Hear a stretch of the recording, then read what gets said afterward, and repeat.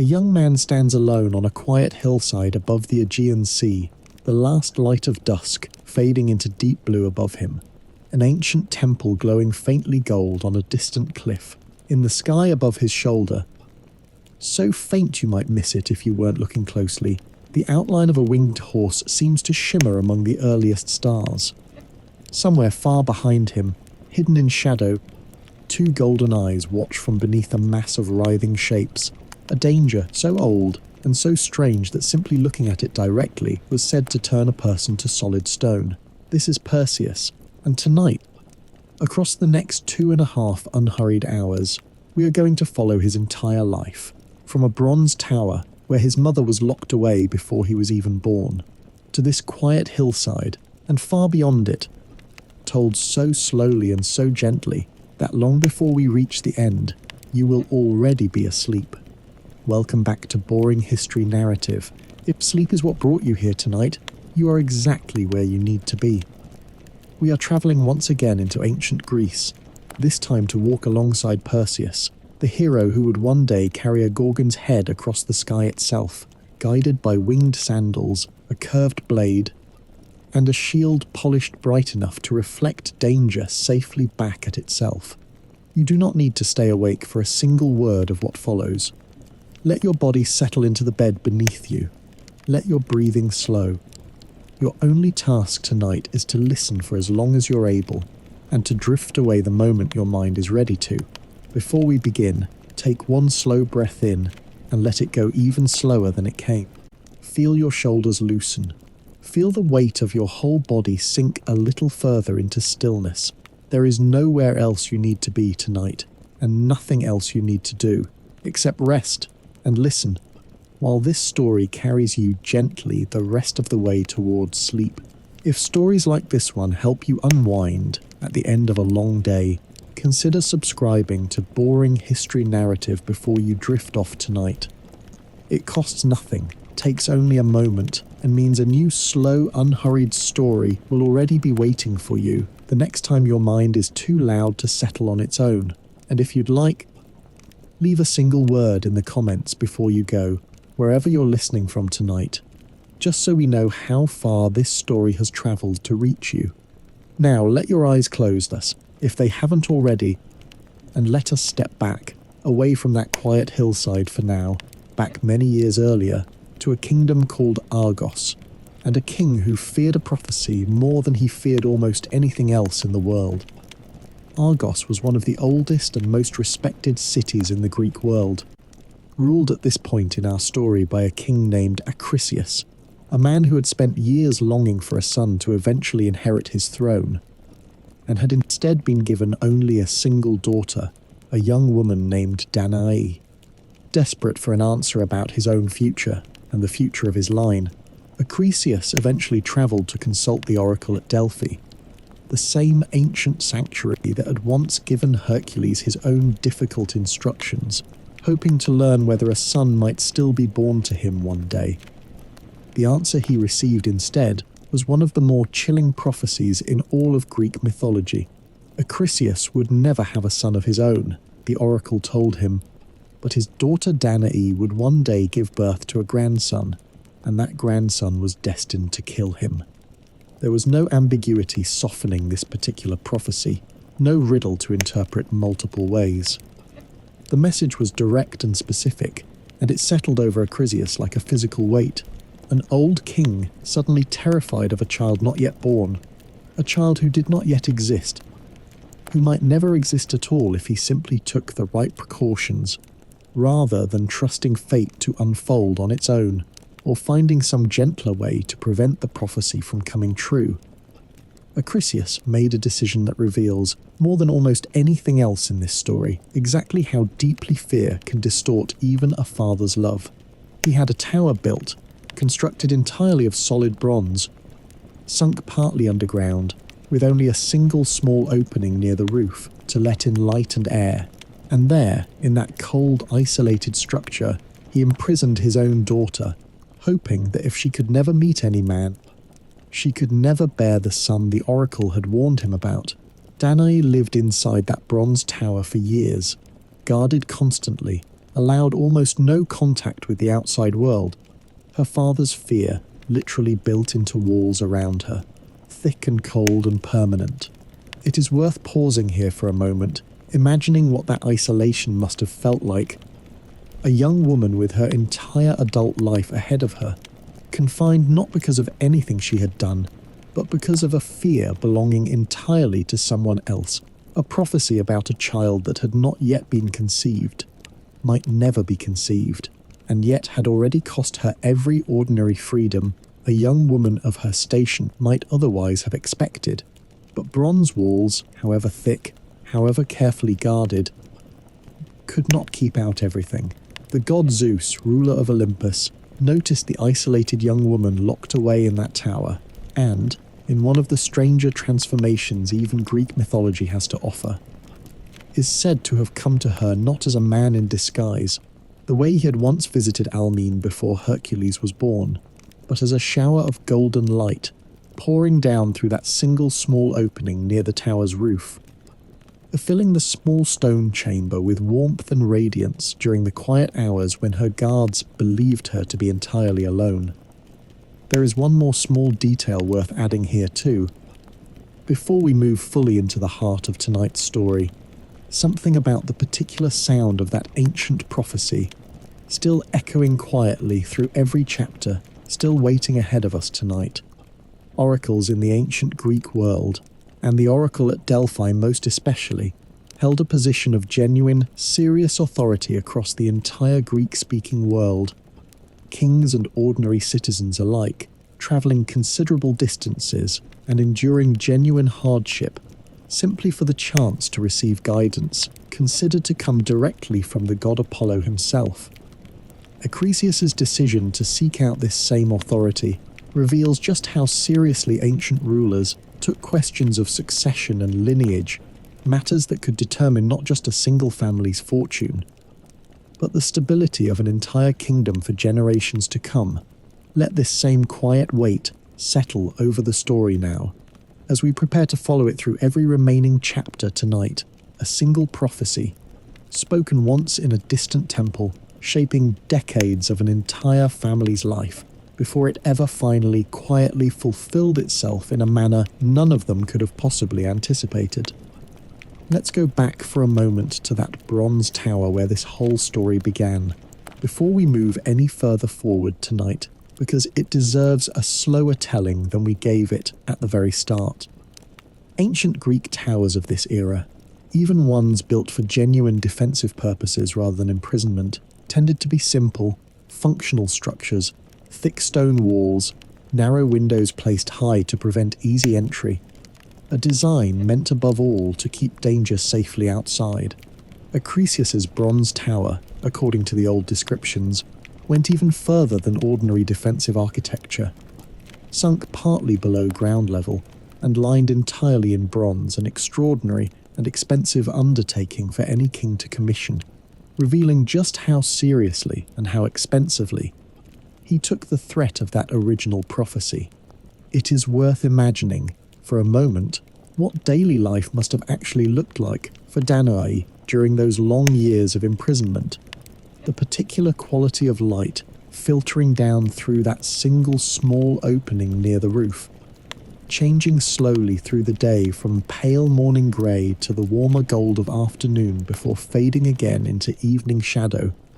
the only real marker of time passing available to her in an otherwise unchanging stone chamber. Ancient sources suggest she was permitted occasional visits from a small number of trusted attendants, enough to bring food and basic necessities, but otherwise lived in a kind of profound isolation that few people in any era have ever been forced to endure for so many consecutive years. There is a particular quiet strength worth noticing in how Danae handled this imprisonment, not through any dramatic escape attempt or open rebellion against her father's authority, but through simple, patient endurance, maintaining whatever dignity and hope she could manage across years of confinement that offered her almost nothing in the way of comfort or companionship. When the moment of Zeus's unexpected visit finally came, golden light pouring down through that single narrow opening. It must have felt, whatever else it represented, like the first genuine change in circumstance she had experienced in longer than she could easily remember. A sudden radiant break in years of unchanging grey stone and careful, patient waiting. Let's spend a little more time too, with Zeus's particular choice to appear as a shower of golden light rather than in any more conventional form. Before we continue any further tonight, because this specific transformation carries its own layer of meaning worth sitting with a while longer.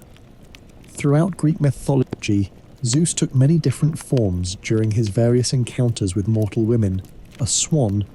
a bull, a shower of light. Each transformation typically suited in some symbolic way to the particular circumstances of that encounter. In Danae's case, confined within a sealed bronze chamber, with only a single small opening for light and air, no ordinary physical form could possibly have reached her at all. Only something as insubstantial and penetrating as light itself could pass through that narrow opening and reach the isolated young woman waiting inside. There is something worth noticing in this particular detail. A divine encounter shaped entirely by the practical reality of her imprisonment. Golden light filling a space that had for so many years known only the pale grey of ordinary daylight filtering down from that same narrow opening. Ancient artists across many centuries found this particular image endlessly compelling. Golden light pouring down into a dark chamber, illuminating a solitary figure within, painted and sculpted repeatedly across the history of European art, long after the original myth had first been told. An image that manages to feel simultaneously divine and deeply quietly human warmth and radiance, finally breaking through years of isolation and confinement. Let this same image settle over you gently now too, if it offers any comfort tonight. Warm light finding its way into even the most carefully sealed, isolated spaces, reaching exactly the places that seemed, from the outside, completely closed off from any possibility of change or comfort. Whatever quiet isolation your own recent days might have carried, however so small or large, let a similar warmth find its way toward you now too, settling gently over you the same way that golden light once settled over a solitary young woman waiting patiently inside a bronze tower. Danae, in time, gave birth to a son and named him Perseus, and for a while, according to the old tellings, managed to keep his existence hidden from her father, raising him quietly within the confines of that same bronze tower. A small, secret joy tucked inside a prison built specifically to prevent exactly this outcome. But a growing child is difficult to hide indefinitely, especially inside a tower, still watched by guards loyal first to the king rather than to his isolated daughter, and eventually, whether through a guard's report or simply the sound of a young boy's voice carrying further than intended, Perseus learned the truth. His daughter had given birth after all, and the very grandson the oracle had warned him about was, at that very moment, alive and growing inside the same tower meant to prevent his existence entirely. Perseus's fear, rather than settling now that the worst had already happened, only sharpened into something more desperate. He could not bring himself to kill his own daughter and grandson directly, an act that would have violated deep and serious taboos even for a king as frightened as he had become. But he could not simply let them live freely either, not with a prophecy this specific still hanging over his own future. His solution was a kind of cruelty disguised as mercy, a chest built from wood, sturdy enough to float, sealed carefully to keep out the seawater. And inside it, he placed his own daughter and infant grandson, and had the sealed chest cast out into the open ocean, leaving their survival or their death entirely in the hands of fate and the sea itself, rather than his own direct action. It is a genuinely unsettling image to sit with for a moment. A mother and her infant son, sealed together in near total darkness, adrift on open water with no way to steer, no way to know whether the next wave might finally break the chest apart. No way to know whether they were drifting toward rescue or toward nothing at all. Danae, according to the old tellings, sang softly to her infant son through those long, frightening hours at sea, a small, quiet comfort offered in the middle of genuine terror. Her own voice, the only steady thing left in a world that had otherwise become nothing but darkness and the sound of water against wood. The chest drifted for what the old stories suggest was several days. Carried by currents Danae had no control over, until finally, exhausted and nearly out of hope, it washed ashore on the small island of Seriphos, caught in the nets of a humble fisherman named Dictys, who pulled the sealed chest from the water, expecting perhaps driftwood or lost cargo, and found instead, when he finally pried it open, a frightened young mother and her infant son, both alive, both, against every reasonable expectation, having survived a journey that should very easily have killed them. There is one truly final small detail worth adding here too. Something about the particular quiet symmetry running through this entire opening portion of tonight's story. A chest sealed and cast into the sea near its very beginning, and a pouch sealed carefully around a Gorgon's dangerous power somewhere near its middle, two different containers, built for entirely different purposes, both nonetheless protecting something precious or something dangerous from a world not yet ready to encounter it directly. It is a small, quiet thread worth noticing before we continue any further into tonight's long, unhurried journey together. Let's spend a little more time too with Seriphos itself, the small island that became Perseus's true childhood home, because it deserves a fuller description than we gave it earlier tonight. Seriphos was, and remains today, one of the smaller islands in the Cyclades, a scattered group of Greek islands rising from the Aegean Sea, known even in ancient times for its relatively modest size and its rocky, sometimes difficult terrain, less naturally fertile than some of the larger, more prosperous islands nearby. Its economy in Perseus's era would have depended heavily on exactly the kind of fishing that occupied Dictys and his household, supplemented by whatever modest farming the island's rockier soil could support. It is worth imagining for a moment the particular texture of daily life in a fishing household on an island like this one. Mornings, beginning early, well before sunrise, boats pushed out into still dark water, the long, patient hours of actual fishing itself, checking and repairing nets, reading weather and current with the kind of practiced instinct that only comes from years of daily practice. Young Perseus would have absorbed all of this gradually, not through any formal instruction, but through the same slow, steady immersion that shapes any child raised within a working household, learning the rhythms of tide and season the same unhurried way he learned to walk or speak. This particular upbringing, humble and physically demanding rather than privileged or comfortable, shaped Perseus into someone genuinely different from heroes like Hercules or Theseus, both of whom, despite their own significant trials, had at least grown up within royal or near-royal households, surrounded by tutors and trainers specifically dedicated to preparing them for future greatness. Perseus had none of that deliberate preparation. His entire early strength and resourcefulness grew instead from nothing more glamorous than the ordinary, unglamorous demands of a working fisherman's household. Proof, in its own quiet way, that genuine capability can grow just as reliably from humble, ordinary circumstances as it can from any deliberately privileged upbringing. Let's spend a little more time, too, with the particular island geography of the wider Aegean world Perseus's chest drifted through, before we continue any further tonight, because this stretch of the Mediterranean carries its own genuine, remarkable character worth a slower telling. The Cyclades, the scattered island group that includes Seriphos, take their name from an ancient Greek word meaning circle, since the islands were understood by ancient geographers to circle loosely around the sacred island of Delos, believed in Greek mythology to be the birthplace of the gods Apollo and Artemis. Sailing between these islands, even today, involves navigating waters that can shift quickly from calm and glassy to genuinely challenging. Strong seasonal winds, known as the meltemi, capable of arising with relatively little warning, particularly during the summer months. It is worth imagining for a moment exactly how genuinely uncertain and dangerous Danae and infant Perseus's journey through these same waters must have actually been. A sealed wooden chest entirely at the mercy of currents and winds that even experienced ancient sailors treated with considerable respect and caution. Their eventual arrival on Seriphos,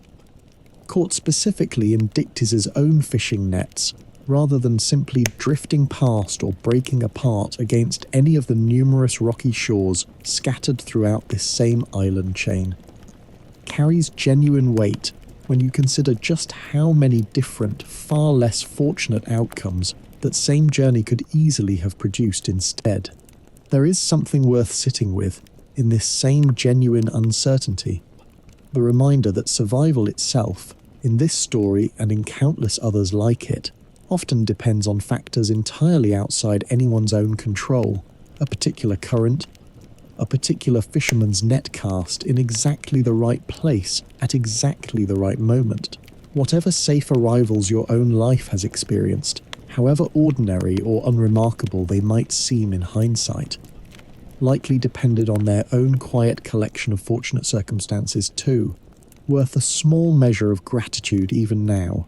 resting safely and warmly in your own bed tonight. Let's spend one more quiet moment too, with the particular texture of hope Danae must have carried across her long years of imprisonment, before we continue any further tonight, because it is worth sitting with a while longer.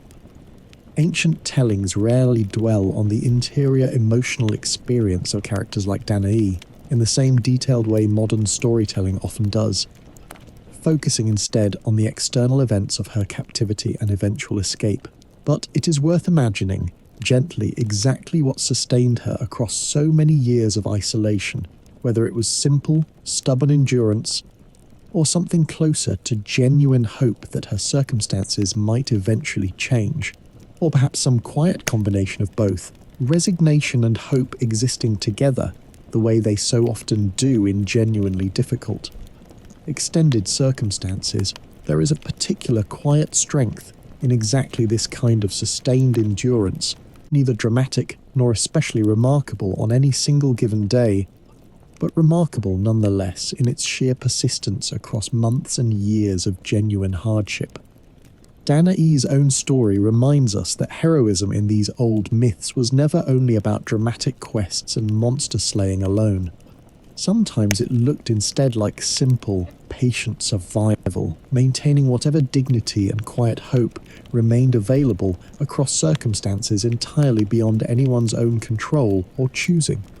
Let this same quiet strength settle over you gently now too, as tonight's story continues its slow journey toward its close. Whatever patient endurance your own recent days or weeks have required of you, know that this same quiet, unremarkable strength matters too, even when no dramatic rescue or golden light arrives to mark its significance. Sometimes simply continuing forward, one ordinary day at a time, is itself its own genuine, quiet form of courage. Dotkes, it turned out, was a genuinely kind man, and though he lived a simple, modest life as a fisherman, he welcomed Danae and her infant son into his own household without hesitation, raising Perseus alongside his own family across the years that followed, as though the boy were simply another son rather than a stranger pulled from the sea in a sealed wooden chest. Seriphos itself was a small, rocky island, nowhere near as grand or as politically significant as Argos had been, and it is worth imagining for a moment the particular quiet relief Danae must have felt in those early years,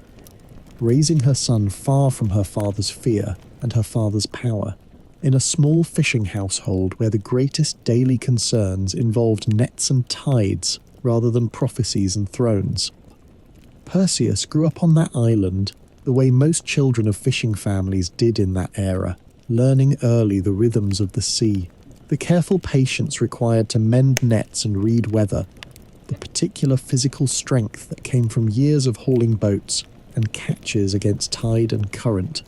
It was, in its own way, a childhood built almost entirely from ordinary, unremarkable labour. Nothing like the dramatic training a young Hercules or Theseus had received under wise tutors and careful trainers. And yet that same ordinary upbringing gave Perseus something equally valuable, a genuine, practical resourcefulness, the kind that comes not from formal instruction, but from years of simply figuring out how to solve real immediate problems with whatever was actually at hand. Kukis,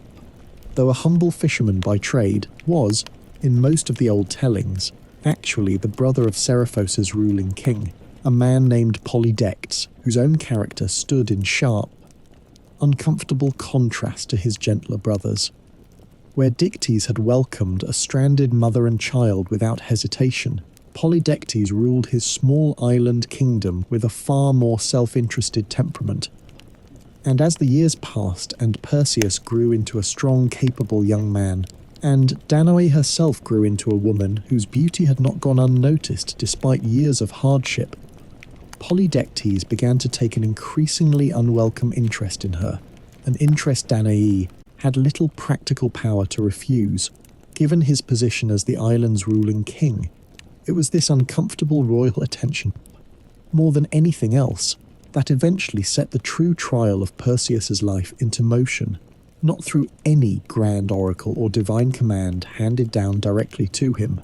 but through the far more ordinary, far more human danger of a powerful man's unwanted desire, and a clever, desperate scheme designed to remove the one obstacle, a grown son fiercely protective of his mother. Standing between that desire and its fulfillment, let's rest here a while too, in this quiet space, before we continue any further into tonight's story. Picture that same small fishing island now.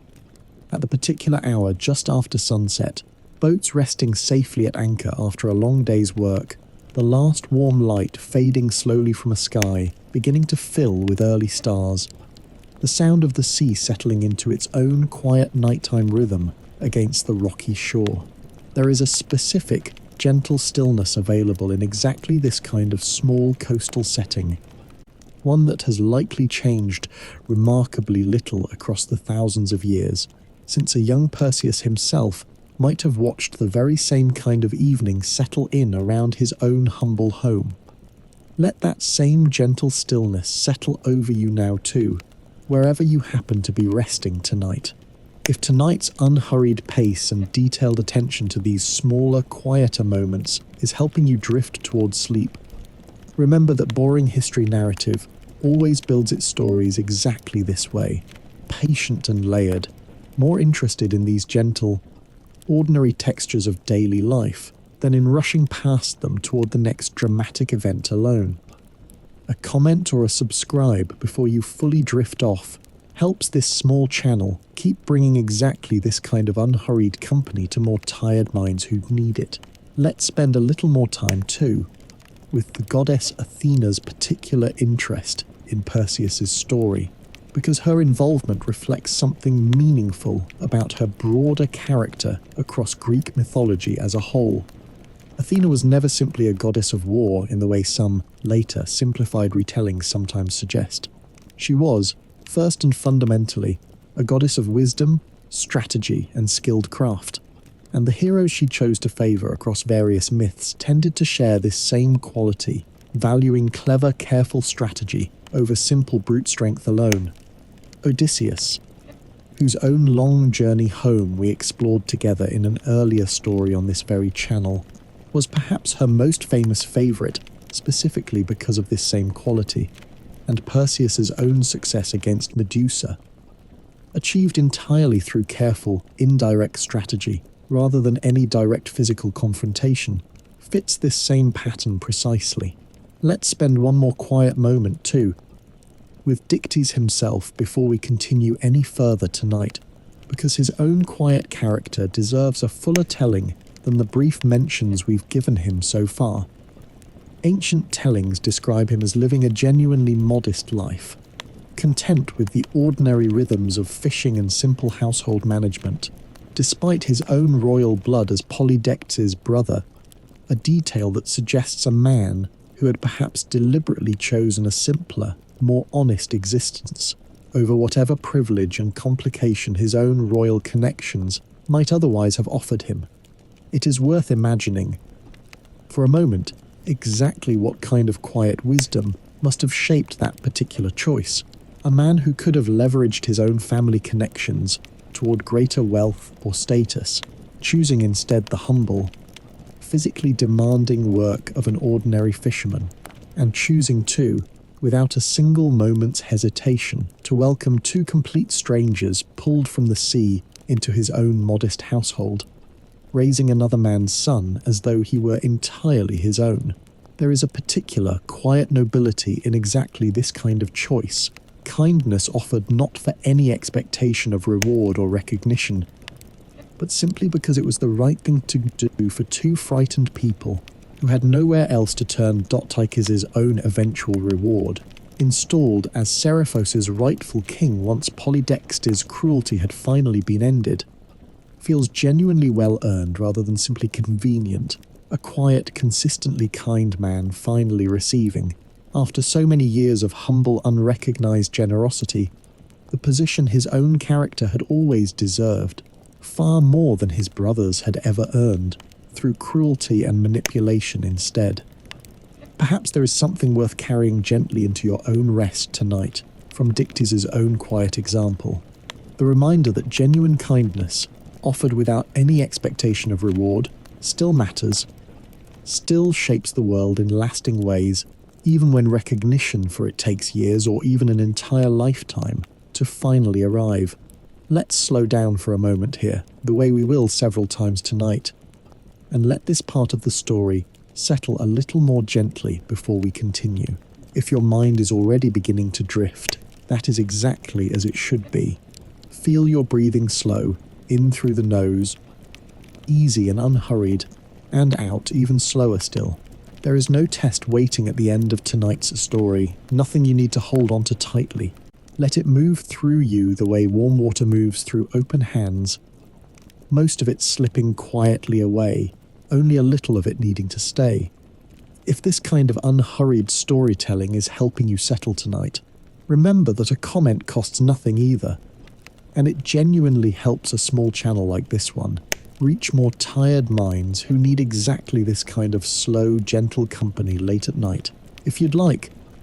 share which part of tonight's story you're most looking forward to hearing, or simply say hello from wherever you're resting right now. Now, let's continue, gently, into the scheme that finally set Perseus' life in motion. Polydectes, growing increasingly frustrated by Perseus' constant, watchful presence around his mother, eventually settled on a clever, indirect way to remove the obstacle without appearing openly cruel about it. He announced, to his entire court and to the wider island, that he intended to marry a different woman entirely, a princess from a neighbouring kingdom, and that he was asking every young man on the island to contribute a wedding gift befitting the occasion, specifically a fine horse, an expected and traditional gift among the wealthier households of that era. It was, on its surface, an entirely reasonable request, the kind of social obligation woven naturally into court life across the ancient Greek world. But Polydectes understood something important about Perseus' situation that made the request into a carefully disguised trap. Perseus, raised in a humble fishing household rather than among wealthy landowners, owned no horse and had no practical way to acquire one before the gift was expected. Cornered by embarrassment and perhaps sensing, even without fully understanding the trap being set for him, some deeper challenge hidden inside Polydectes' smug request, Perseus made a rash, prideful declaration in front of the entire gathered court that he had no horse to give, but that he would gladly bring Polydectes any gift he named instead. However difficult or dangerous even, he declared, without quite thinking through the full weight of his own words, the head of the Gorgon Medusa herself. Polydectes, hearing those words, could hardly have hoped for a better outcome to his carefully staged trap. The Gorgons were among the most feared creatures in the entire Greek mythological world. 3 monstrous sisters, 2 of them immortal and impossible to kill through any ordinary means. The third, Medusa,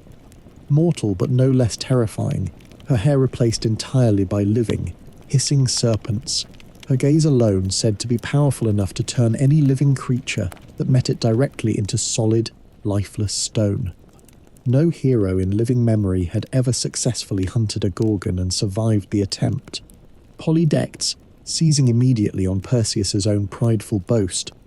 declared the offer accepted before Perseus could think better of it, and the entire court understood, even if young Perseus himself did not yet fully grasp it, that he had just been manoeuvred into what nearly everyone assumed was a certain death sentence. It is worth pausing here for a moment, sitting with the particular, familiar shape of this trap, because it carries something genuinely human and relatable underneath its mythological surface. Perseus was not tricked through any clever lie or elaborate deception. He was tricked through his own pride, his own unwillingness to admit a simple, ordinary limitation in front of a watching crowd, transformed in a single unguarded moment into a promise he had no practical way of fulfilling. Many of us have made some smaller version of this same mistake ourselves, speaking a promise aloud before fully considering its weight, simply because admitting a limitation in the moment felt harder than the promise itself, whatever the reason behind his rash declaration. Perseus was now bound by his own public word to hunt down and kill one of the most feared monsters in the entire ancient world, a task that would require him to leave his mother behind on Seriphos,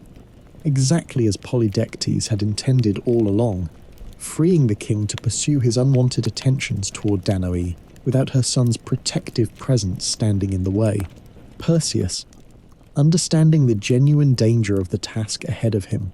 and understanding too, in a slower, sadder way, exactly what Polydectes' true motivation had likely been, prepared to leave the only home he had ever known,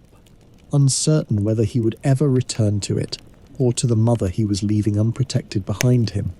It was here, at the very lowest point of his young life, facing what seemed like an impossible task, with no clear way to even begin attempting it, that divine help finally arrived quietly and unexpectedly, the way it so often does in these old stories, not as a dramatic rescue, but as careful, practical guidance. The goddess Athena, patron of wisdom and strategic thinking, and the god Hermes, swift messenger of Olympus, both took a particular interest in Perseus's plight, recognizing in him perhaps the same qualities of determination and resourcefulness that had once drawn Athena to favor Hercules through his own 12 labors. Athena appeared to Perseus not long after his rash declaration, offering him crucial guidance about the nature of the task ahead of him. The Gorgons could not simply be approached and fought directly, she explained, since a single unguarded glance at Medusa's face would turn even the strongest hero to lifeless stone before he ever had the chance to strike a single blow. Instead, Athena advised him to look only at Medusa's reflection, never directly at her face itself, and to accomplish this, she gave him a gift of her own, a shield polished to a mirror-like brightness, bright enough to reflect an accurate image of anything that stood before it. Hermes, meanwhile, guided Perseus toward a curved blade known as a harp, forged from a metal said to be unbreakable, sharp enough to cut through even Medusa's famously tough serpentine hair and hide, in a single decisive stroke, a weapon no ordinary sword could have managed against a creature of her particular monstrous strength. But even armed with these two remarkable gifts, a reflective shield and an unbreakable blade, Perseus still faced a more basic, practical problem. He did not actually know where the Gorgons lived, and their lair, hidden at the very edges of the known world, was a secret guarded carefully enough that no ordinary traveller had any hope of simply stumbling across it. To learn that secret location, both gods explained, Perseus would first need to seek out 3 ancient sisters known as the Grey grey witches so old they had been born grey-haired, who shared between the three of them only a single eye and a single tooth, passing each precious item back and forth whenever one sister needed to see or eat rather than another. The Greya alone knew the way to the nymphs, who guarded certain additional tools Perseus would need before he could safely approach the Gorgons at all, and reaching them would require its own particular blend of patience and cleverness, the same qualities that had already carried so many Greek heroes safely through their own impossible trials. There is one more detail worth adding from this early portion of Perseus's journey, something easy to pass over quickly, given everything else happening across his long quest. Before Perseus ever set out to find the Grey, the old tellings suggest he spent a considerable stretch of time simply searching for reliable information about where exactly they could even be found. Travelling from village to village along unfamiliar coastlines, asking careful questions of local fishermen and travellers who might have heard rumours or old stories about these ancient grey sisters and their strange shared eye. It is worth imagining for a moment how much of this early portion of his quest must have consisted of exactly this kind of patient, unglamorous searching. Long days of travel yielding little more than vague rumours or contradictory directions, the particular frustration of pursuing a goal that seemed at times to recede further away the harder he searched for it. This detail rarely makes it into shorter, more dramatic retellings of his story, but it reflects something genuinely true about how most difficult undertakings actually unfold in practice. Far more patient searching and quiet persistence than any single dramatic breakthrough moment ever really accounts for. Eventually, through a combination of careful questioning and simple persistence, Perseus finally gathered specific enough directions to make his way toward the cold, remote region where the Grey were genuinely said to dwell, and it was only after this long, quiet preliminary search that the more dramatic encounter with the sisters themselves and the clever trick with their shared eye finally became possible at all. Perhaps there is something worth carrying gently into your own rest tonight from this same pattern too. The reminder that most genuinely difficult goals require this same unglamorous foundation of patient searching and careful preparation, long before any dramatic breakthrough moment ever has the chance to occur. Perseus travelled a long and difficult distance to reach the cold, remote region where the Grey were said to dwell, a landscape the old tellings describe as perpetually grey and shadowed, fitting company for three sisters who had never once, in their impossibly long lives, seen the world in anything but a single shared borrowed glimpse at a time. When he finally found them, he watched carefully from a hidden distance, studying their strange practiced rhythm, one sister holding the single eye up to her own face to see, then passing it carefully to a waiting sister's outstretched hand,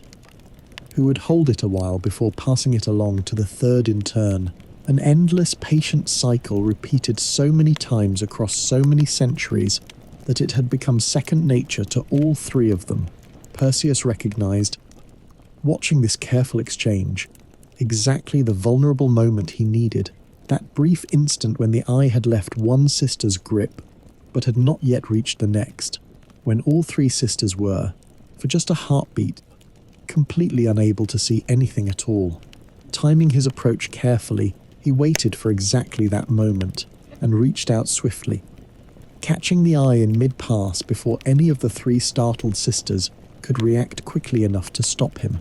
The Grey, suddenly and completely blind, panicked immediately, understanding at once that a stranger had somehow gained the advantage over abilities they had guarded jealously across countless centuries. Perseus, holding their single shared eye carefully in his own hand, made them a simple practical offer. He would return it to them the moment they told him where to find the nymphs who could provide the remaining tools he needed for his quest. The sisters,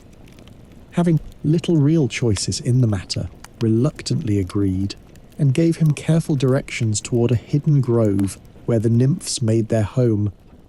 Information Perseus accepted gratefully before honouring his word and returning their precious shared eye exactly as he had promised. It is worth pausing here for a moment to notice something quietly important about how Perseus handled this particular trial. Unlike so many other heroic confrontations across Greek mythology, this one required no violence at all, only patience, careful observation, and clever timing. He took advantage of a genuine vulnerability, yes, but he did not exploit it cruelly, returning what he had borrowed exactly as he had promised. A small but meaningful detail that reveals something honest and fair-minded at the core of his character, even in the middle of a genuinely desperate quest. Let's rest here for a while too, in this quiet space between trials before we continue further into tonight's story. Picture the landscape Perseus was moving through during these early stages of his quest. Grey, remote, and largely untouched by ordinary travellers, the particular hush that settles over places genuinely far from any well-worn road. There is something worth borrowing from that image for your own rest tonight. The reminder that even the strangest, most difficult journeys eventually lead somewhere, one careful step at a time, one small trial patiently overcome before the next one even comes into view. If tonight's slower pace is helping you drift towards sleep, remember that Boring History Narrative uploads a new story exactly like this one every single week, always this same unhurried pace, always built for exactly this moment. A quick like or a comment before you fully drift off helps more than you might think, letting us know this kind of story is genuinely reaching the people who need it most. Now, let's continue, gently, to the hidden grove where the nymphs Perseus needed were waiting. The nymphs, once Perseus finally located their hidden grove, using the directions the Grey Eye had given him, welcomed him far more warmly than the reluctant blind sisters had, offering him 3 additional gifts crucial to the completion of his quest. The first was a pair of winged sandals, light as air, and yet strong enough to carry a grown man swiftly through open sky, granting him the same freedom of flight that had once, according to certain interpretations of Greek myth, belonged only to the gods themselves. The second was a special pouch known as a kibisis, woven specifically to safely contain something as dangerous and unstable as a Gorgon's severed head, without any risk of its petrifying power leaking through to harm whoever carried it. The third and final gift was perhaps the strangest and most valuable of all, a helmet belonging to Hades himself, ruler of the underworld, which granted its wearer complete invisibility for as long as it remained on their head. With these 3 additional gifts joined now to the reflective shield from Athena and the unbreakable blade from Hermes, Perseus finally possessed everything he would need to accomplish what had once seemed like an entirely impossible task: a reflective shield to face Medusa's gaze safely, an unbreakable blade to cut through her serpentine hair, winged sandals to carry him swiftly to her hidden lair, and away again afterward, a pouch to safely contain her severed head, and an invisibility helmet to help him escape her two immortal, and understandably furious, sisters once the deed itself was finally done. Let's spend a little more time too with each of these remarkable gifts before we follow Perseus any further, because together they represent something worth noticing about how this particular Greek hero succeeded where a purely physical approach would have guaranteed failure, where Hercules relied primarily on overwhelming strength, wrestling lions and bulls and multi-headed serpents into submission through sheer physical power, and Theseus relied on careful observation and patient navigation. Perseus's entire quest depended almost entirely on borrowed tools, cleverness, and the willingness to ask for and accept help from multiple different sources along the way. This distinction matters, sitting with it now, because it offers a genuinely different model of heroism than the other stories we've explored on this channel. One built less around individual overwhelming strength and more around resourcefulness, careful strategy, and a kind of humble willingness to rely on others when a task exceeds what any one person could reasonably accomplish alone. Perseus could not have defeated Medusa through strength alone. However strong the years of fishing and hauling nets on Seriphos had made him, he needed Athena's wisdom, Hermes' cleverness, the nymph's generosity, and even, in its own strange way, the Greyer's grudging cooperation. Each piece essential, none of them sufficient entirely on its own. There is something worth carrying gently into your own rest tonight from this same pattern. The reminder that facing an overwhelming challenge does not always require becoming stronger or more capable all on your own. Sometimes the wiser path forward involves gathering the right tools, seeking out the right guidance, and trusting that the people and resources around you, even ones that seem unlikely or difficult to reach at first, might hold exactly what you need to finally move forward. Perseus gathered every one of his tools patiently, one difficult conversation and one careful negotiation at a time, before he ever set out toward the Gorgon's hidden lair at all. There is one more piece worth adding, too, about how the ancient Greeks themselves understood prophecy and fate more broadly, because Acrisius's entire desperate response to the oracle's warning reflects a genuinely widespread ancient belief about the nature of prophecy itself, that it represented not merely a prediction of possible future events, but something closer to an unavoidable, fixed certainty, woven permanently into the fabric of a person's life, the moment it was spoken by a genuine oracle. This particular belief, that fate once prophesied could be delayed or resisted, but never truly avoided, appears again and again across ancient Greek mythology, shaping countless stories beyond Perseus's own. This same fundamental belief shaped an entirely different, equally famous story in Greek mythology, that of King Oedipus, whose own father, hearing a strikingly similar prophecy about his infant son one day killing him, took his own desperate measures to prevent that same fate, measures that, exactly like Acrisius's own bronze tower and sealed chest, ultimately failed to prevent the very outcome they were designed to avoid. Ancient Greek audiences, hearing stories like these, were not necessarily meant to conclude that resistance against fate was pointless or foolish. Rather, these stories seem to explore something more nuanced, the particular, sometimes tragic irony that arises when fear itself, rather than the original prophecy alone, becomes the primary force actually shaping how difficult events eventually unfold. It is worth sitting with this particular philosophical thread for a moment now, because it offers something genuinely worth carrying into your own rest tonight, beyond simply the dramatic events of Perseus's own story. So often, in our own lives, it is not the original difficulty itself that causes the most lasting harm, but rather our own fearful, desperate response to it, the tower we build around a problem, the chest we seal shut and cast away rather than facing something directly, actions taken from fear that sometimes end up creating exactly the outcome we were so desperately trying to avoid in the first place. Let's spend a little more time, too, with Danae's own life after finally reaching the safety of Seriphos, before we move on any further tonight, because her story deserves fuller attention than the brief mentions we've given her so far. Having survived years of imprisonment in a bronze tower, followed by a genuinely terrifying journey adrift at sea,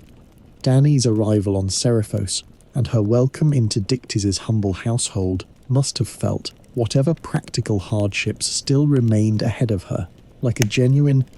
profound relief after so many years of confinement and uncertainty. Ancient tellings describe her as devoting herself entirely to raising Perseus during these years, and it is worth imagining the particular quality of that devotion. A mother who had already sacrificed so much simply to keep her son alive, now finally given the ordinary precious opportunity to actually raise him, to watch him grow day by day rather than fearing constantly for both their lives. Whatever hardship Polydex's later unwanted attention eventually brought back into her life, these earlier years on Seriphos likely represented some of the only genuinely peaceful, uncomplicated years of Danae's entire difficult life up to that point. There is something worth carrying gently into your own rest tonight, from Danae's own quiet endurance throughout this entire long story. Imprisoned unjustly through no fault of her own, cast adrift at sea through no fault of her own, later pursued by an unwanted suitor through no fault of her own, and yet remaining, across every single one of these difficult chapters, a steady, loving presence for her son, never once losing the quiet strength that had first allowed her to sing softly to comfort an infant while adrift on genuinely terrifying open water. Whatever difficulty life places in front of us, sometimes entirely without our own choosing, that same quiet, steady strength remains available to us too. The same patient endurance that carried Danae safely through so many years of hardship she never once deserved or chose for herself. Let's spend a final quiet moment here too, before we move fully into the heart of tonight's story, imagining gently the very particular quality of Perseus's own daily life on Seriphos in the years just before Polydex's fateful challenge finally set his true quest into motion. By this point, grown into a strong, capable young man, he would have taken on genuine responsibility within Dictys's household, contributing his own labour and skill to the family's fishing work, perhaps beginning to imagine, in the ordinary way most young people eventually do, what his own future life on this same small island might eventually look like. There is a particular gentle irony worth sitting with in this quiet, ordinary moment just before everything changed so dramatically. A young man, likely imagining a fairly ordinary future for himself, more fishing, perhaps eventually a family of his own, the same modest, steady life Dictys himself had built across his own years on the island, entirely unaware that a single reckless promise made in a moment of wounded pride was about to reshape the entire remaining course of his life into something far more extraordinary than he could have possibly imagined for himself. Let that same gentle irony settle over you now too, if it offers anything worth sitting with tonight, the reminder that we rarely know, standing inside any particular ordinary moment, which quiet, unremarkable days are about to become the hinge point around which an entire life eventually turns. Whatever ordinary day you had today, however unremarkable it might have felt while you were living through it, carries its own quiet, unknowable potential too, the same way an ordinary afternoon on a small fishing island once carried, entirely invisibly, the beginning of one of the most enduring stories the ancient world would ever tell, with all 5 gifts finally gathered: the reflective shield, the unbreakable blade, the winged sandals, the safe pouch, and the helmet of invisibility. Perseus set out at last toward the edge of the known world, where the Gorgon's lair was said to rest among cold, wind-scoured rocks, far from any ordinary settlement. The winged sandals carried him swiftly across enormous distances, over open ocean and unfamiliar coastlines, mountains rising and falling beneath him in a way no ordinary traveller of that era could ever have experienced firsthand. The particular strange freedom of moving through open sky rather than along any well-worn road. It is worth imagining for a moment what that flight must have felt like, wind rushing past on every side, the ground far below shrinking into distant patterns of colour and shadow, an entirely different vantage point on the world than any hero before him had likely ever experienced. There is a certain peaceful quality available even inside a genuinely dangerous quest. Brief moments of quiet wonder tucked between the more difficult trials, and this long flight toward the Gorgon's lair, however uncertain its ultimate outcome remained, must have offered Perseus at least this much: hours of open sky and quiet, uninterrupted thought before the true test still waited ahead of him. As he finally approached the region where the Gorgons made their home, the landscape below him grew steadily more unsettling grey, jagged rock formations scattered with what appeared, from a distance, to be unusually still statues. Human and animal figures frozen in postures of sudden movement or fear, statues that Perseus understood immediately were not carved by any sculptor's hand at all, but were instead the remains of every unfortunate traveller or creature that had ever looked directly upon Medusa's face and been transformed instantly and permanently into solid stone. It is a genuinely eerie image to sit with for a moment, an entire landscape scattered with the frozen shapes of the Gorgon's countless victims, silent proof of exactly how real and how immediate the danger waiting ahead of him truly was. Perseus, understanding fully now the weight of what he was about to attempt, readied Athena's polished shield, holding it carefully angled so that he might approach and strike without ever once looking directly at the danger himself, and began his final, careful descent toward the Gorgon's hidden lair. This is exactly where we'll pause for now, at the very edge of the Gorgon's hidden lair. Perseus descending carefully through cold, windswept air, shield raised and angled just so.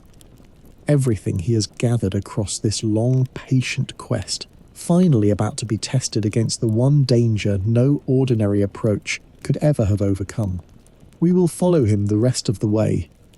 into that final confrontation and everything that follows it, in the next part of tonight's story. For now, let your own breathing settle further, slow and unhurried,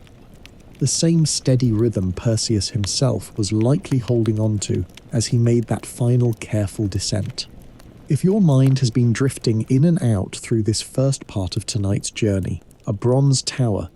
a chest adrift at sea, 3 grey sisters sharing a single eye, that is exactly as it should be. Let the details blur softly now, the way distant landscape blurs when viewed from high above, present, but no longer something you need to hold on to tightly. If tonight's story is helping ease you towards sleep, a quick subscribe before you fully drift off means a new, slow, unhurried journey through history will always be waiting for you here at Boring History Narrative. Rest here, a while longer now, in this quiet space just before the Gorgon's lair, before we finally step into it together in the next part of tonight's story. Welcome back to Boring History Narrative, and to the second part of tonight's slow journey through the life of Perseus. If you're joining partway through, or drifting back in after resting through part of the last section, that's perfectly fine. We left Perseus descending carefully toward the Gorgon's hidden lair, Athena's polished shield raised and angled, everything he had gathered across his long quest finally about to be tested. Let's rejoin him there now, gently, and continue the story together. The Gorgon's lair itself was a cold, shadowed cave set into a jagged cliffside, the air around it unnaturally still, carrying a faint dry hiss that Perseus soon realized was the sound of countless serpents moving quietly against each other, Medusa's living hair shifting and coiling even as its owner rested. Perseus approached slowly, deliberately keeping his eyes fixed on the reflection visible in his polished shield, rather than looking directly ahead of him, watching through that careful, indirect angle as the Gorgon's shapes gradually came into view within the cave's shadowed interior. There were 3 of them resting there, exactly as the old stories had warned. 2 of the sisters immortal, and clearly the larger, more physically imposing of the 3, and between them, smaller but somehow more unsettling for it, Medusa herself, her serpentine hair shifting restlessly, even in what appeared to be sleep, as though even in rest, some part of her remained constantly, defensively alert. Perseus studied the reflected scene carefully in his shield, working out, with the same patient calculation that had already carried him past the Graeae and toward the nymphs, exactly how he might approach closely enough to strike, without ever once needing to look at the real, dangerous version of what his shield now safely showed him, only as a harmless reflection, moving with slow, careful steps, guided entirely by the mirrored image in his shield. Perseus approached Medusa's resting form, Hermes' unbreakable blade held steady in his other hand.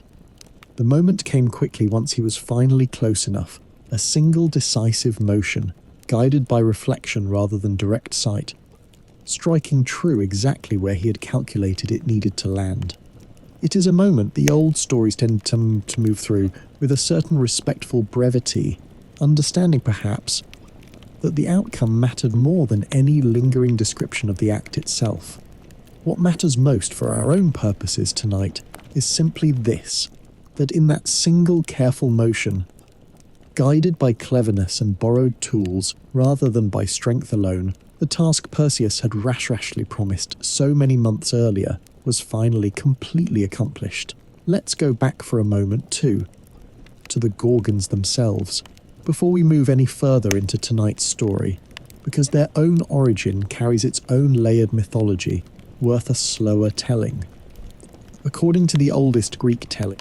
the three Gorgon sisters, Steno, Euryale, and Medusa, were daughters of ancient sea deities, born from a lineage stretching back to some of the very earliest, most primordial forces in the entire Greek mythological world, older even than many of the Olympian gods who would eventually rule over them. Steno and Euryale, the two immortal sisters, were said to have always possessed their monstrous, serpent-haired appearance from birth, a natural, if fearsome, inheritance from their ancient lineage. Medusa's own story, in most of the more detailed ancient tellings, carries a genuinely different and considerably sadder origin. She was not born a Gorgon at all in these versions, but was instead once a remarkably beautiful young woman, a priestess in service to Athena's own temple, whose beauty eventually drew the unwanted attention of the god Poseidon. What followed in these older tellings was an assault Medusa had no power to prevent, occurring in a detail that made Athena's later anger considerably more understandable within the sacred walls of her own temple. Rather than directing her anger toward Poseidon himself, a god she had no practical power to punish, Athena's fury settled instead on Medusa, transforming her hair into serpents and her gaze into a weapon, a punishment that reads, to modern sensibilities, as a genuine and uncomfortable injustice, blame and consequence falling on the victim, rather than on the god actually responsible for the original harm. It is worth sitting with this deeper layer of the story for a moment now, because it complicates considerably the simple monster and hero framing that shorter retellings often rely on. Medusa, in this fuller version of her own story, was never simply a monster to be defeated. She was, first, a young woman who suffered a genuine injustice, and whose resulting transformation, however monstrous its outward appearance became, grew directly from someone else's cruelty, rather than from any true fault or wickedness of her own. Perseus's eventual quest, viewed through this lens, carries a genuinely sadder undercurrent than a simple monster-slaying tale alone would suggest. A young hero forced by circumstance to end the life of someone who had, in her own much earlier story, also once been an innocent victim of forces entirely beyond her own control. What happened next carries its own strange, almost beautiful quality, tucked into a moment that might otherwise seem purely violent if we lingered on it too closely. From the moment of Medusa's death, two entirely new beings emerged. Born instantly and fully formed, the old stories say,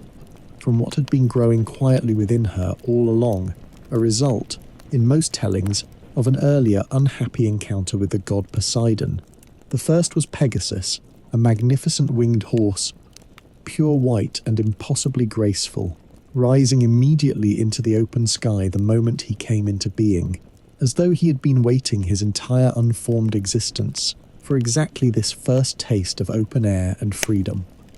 The second was Chrysaor, a warrior carrying a golden sword, who would go on to live his own separate story across later Greek mythology, largely apart from the events we're following tonight. It is worth pausing here for a moment, sitting with this strange, sudden burst of new life emerging directly from a moment of ending, because it reflects something genuinely characteristic of how these old myths often worked, endings and beginnings folded together more closely than we might expect. sorrow and wonder arriving in the very same breath rather than in careful, separate sequence. Perseus, working quickly now, carefully placed Medusa's severed head into the special pouch the nymphs had given him, its petrifying power safely contained within fabric, woven specifically for exactly this purpose, and prepared immediately for the second, equally dangerous half of this trial, his escape. The sound of the confrontation, brief as it had been, was enough to wake Medusa's two immortal sisters, who rose immediately upon discovering what had happened.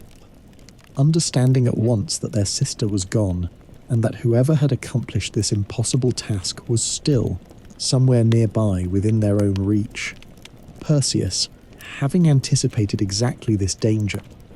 reached quickly for Hades' helmet of invisibility, settling it onto his head just as the two furious, grieving Gorgons began their own desperate search of the cave and the surrounding cliffs.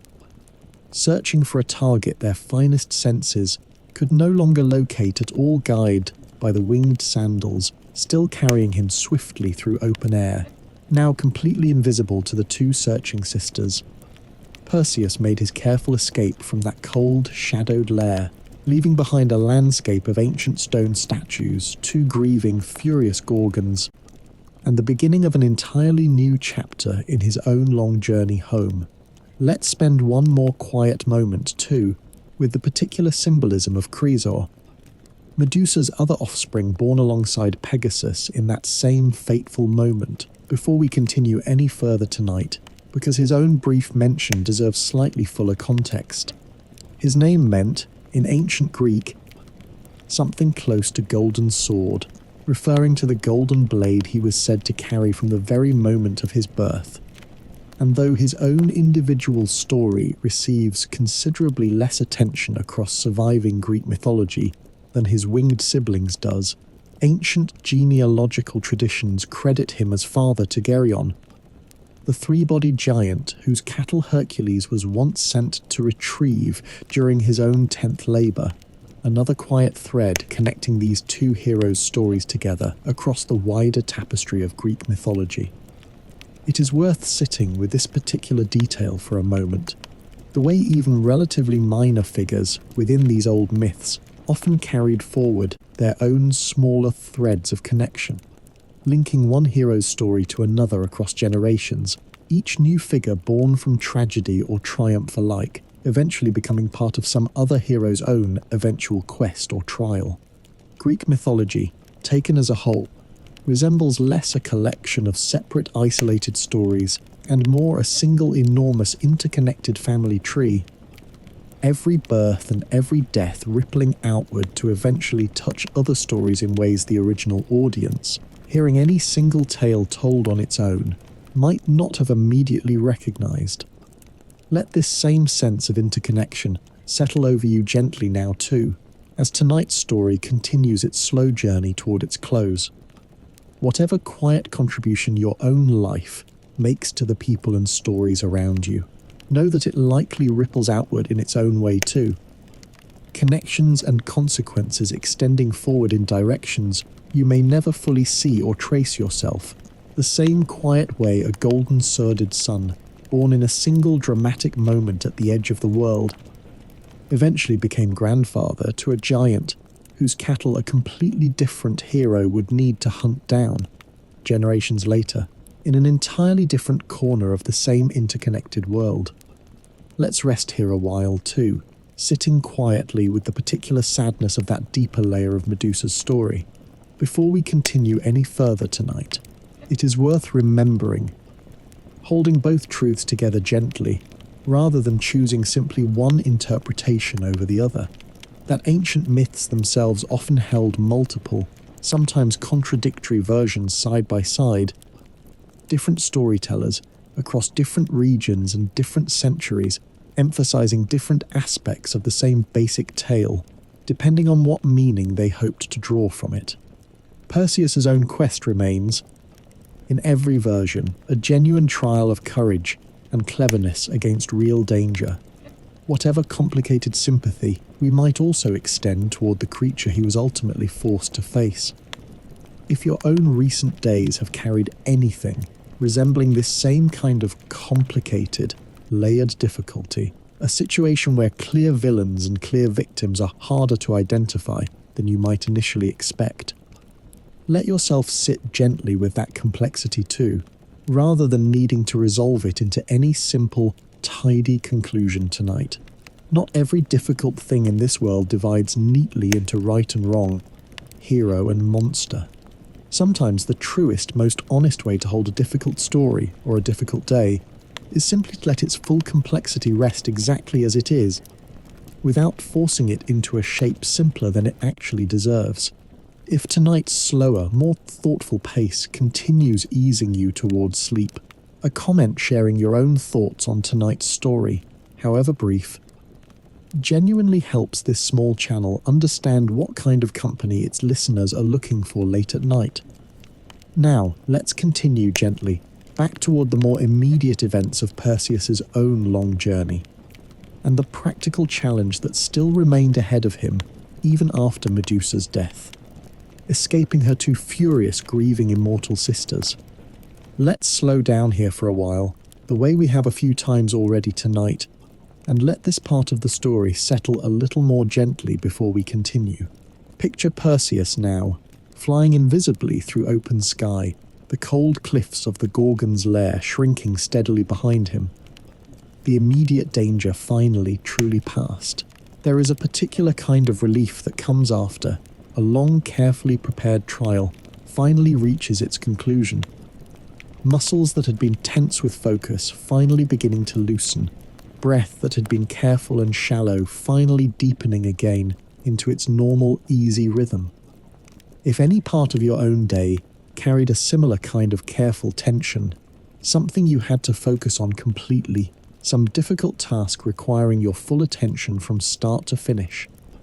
let that same tension begin loosening now too. You do not need to hold on to that careful focus any longer tonight. Whatever needed your full attention today has had it. Now there is only rest waiting, unhurried and complete. If tonight's slower pace is helping you settle, remember that Boring History Narrative uploads a new story exactly like this one every week. A comment before you drift off, even just a single word, genuinely helps this small channel reach more tired minds who need the same kind of gentle company. Now let's continue following Perseus on his long flight home, toward a chance encounter that would change the entire remaining shape of his story, rather than flying the most direct route back towards Seriphos. Perseus's path home carried him across a wide stretch of unfamiliar territory, eventually bringing him within sight of the coastline of a kingdom called Ethiopia, ruled at that time by a king named Cepheus and his wife, Queen Cassiopeia. It was here, along this unfamiliar shore, that Perseus witnessed a scene that stopped his long flight home entirely, drawing him down out of the open sky toward a rocky stretch of coastline where something was clearly, urgently wrong. Chained to a rocky outcrop just above the waterline, waves breaking steadily around her feet, was a young woman named Andromeda, left there, Perseus soon learned, as a sacrifice meant to appease a dangerous sea monster called Cetus, sent by Poseidon himself to punish the entire kingdom for a careless boast Queen Cassiopeia had once made, claiming that her own beauty, or in some tellings her daughter's beauty, surpassed that of the sea nymphs who served under Poseidon's authority. The sea god's punishment had been swift and devastating, sending Cetus to ravage the kingdom's coastline until an oracle finally revealed that only the sacrifice of the king's own daughter could satisfy the god's wounded pride and end the destruction. Perseus, still carrying Medusa's head safely in its protective pouch, and still wearing the winged sandals that had carried him this entire long journey, found himself moved immediately by the sight of Andromeda's genuine terror, chained helplessly to stone as the enormous sea monster approached steadily through the churning water toward her. There was no careful preparation required this time, no need to gather special tools or seek out divine guidance. He simply acted, drawing on every advantage his long quest had already given him. the winged sandals lifting him swiftly above the waves, positioning himself between the approaching monster and its intended victim. The confrontation that followed happened quickly, Perseus striking from above with the same unbreakable blade that had already proven itself against Medusa herself. Cetus's enormous form no match for a hero who had already survived a far greater danger just days earlier. The sea monster, driven back and ultimately defeated, released its hold on the surrounding waters,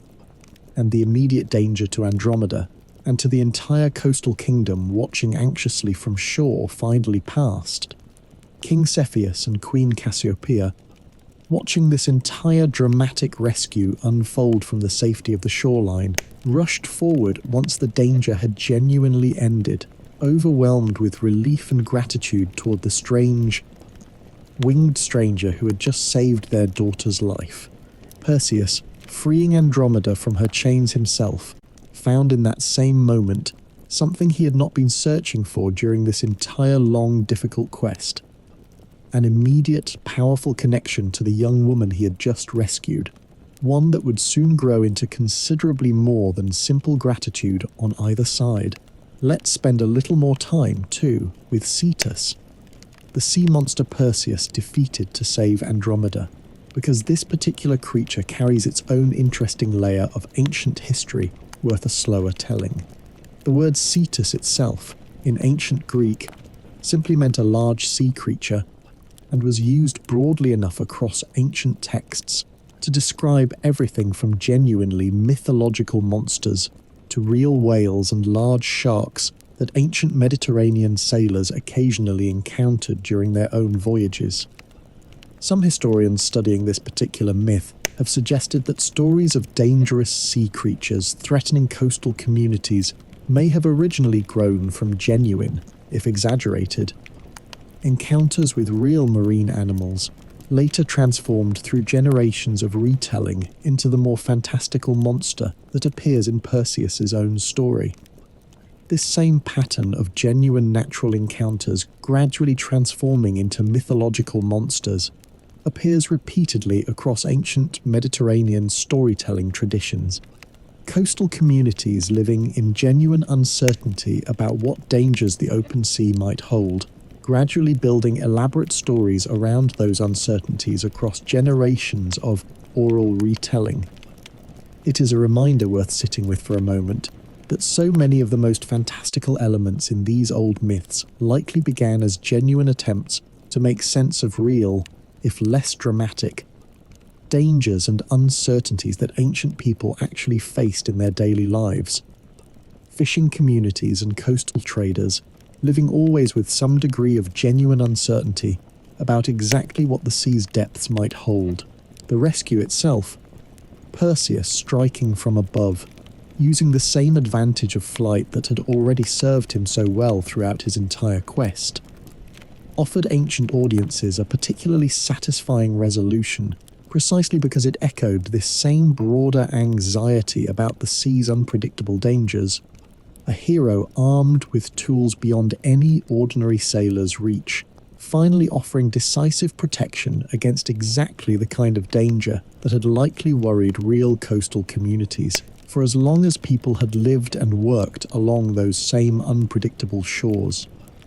Let's spend a little more time, too, with Cepheus and Cassiopeia's own kingdom of Ethiopia before we continue any further tonight, because ancient Greek understanding of this particular region deserves a slightly fuller explanation. In ancient Greek geography and mythology, the name Ethiopia was used considerably more broadly than the modern nation carrying that same name today, referring generally to distant lands to the south and east of the Mediterranean world, regions ancient Greek writers often associated with genuine wonder and mystery, precisely because they lay so far beyond the more familiar territories most ordinary Greek travellers would ever have personally visited. This particular geographic distance likely added to the story's original dramatic power for ancient audiences. A kingdom existing at the very edge of the known world, ruled by a queen whose prideful boast had drawn the wrath of a god powerful enough to threaten an entire coastline with a genuinely dangerous sea monster. Ancient Greek storytellers frequently used exactly this kind of distant, semi-mysterious setting to heighten the sense that truly extraordinary events, gods intervening directly, monstrous sea creatures, dramatic rescues, felt more plausible occurring somewhere genuinely far from the ordinary familiar world their listeners knew firsthand. It is worth sitting with this pattern for a moment, the way distance itself, both physical and cultural,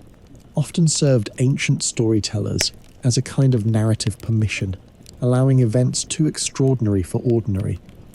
Familiar settings to unfold instead in places distant and unfamiliar enough that audiences could suspend their disbelief more easily. Perseus's own journey, beginning on a small, humble fishing island, travelling to the very edge of the world to face the Gorgons, and then continuing even further to this distant Ethiopian kingdom before finally returning home, follows this same pattern consistently. Ordinary beginnings and ordinary endings bracketing an extraordinary journey through increasingly distant, increasingly wondrous territory in between. King Cepheus, grateful beyond measure for his daughter's rescue,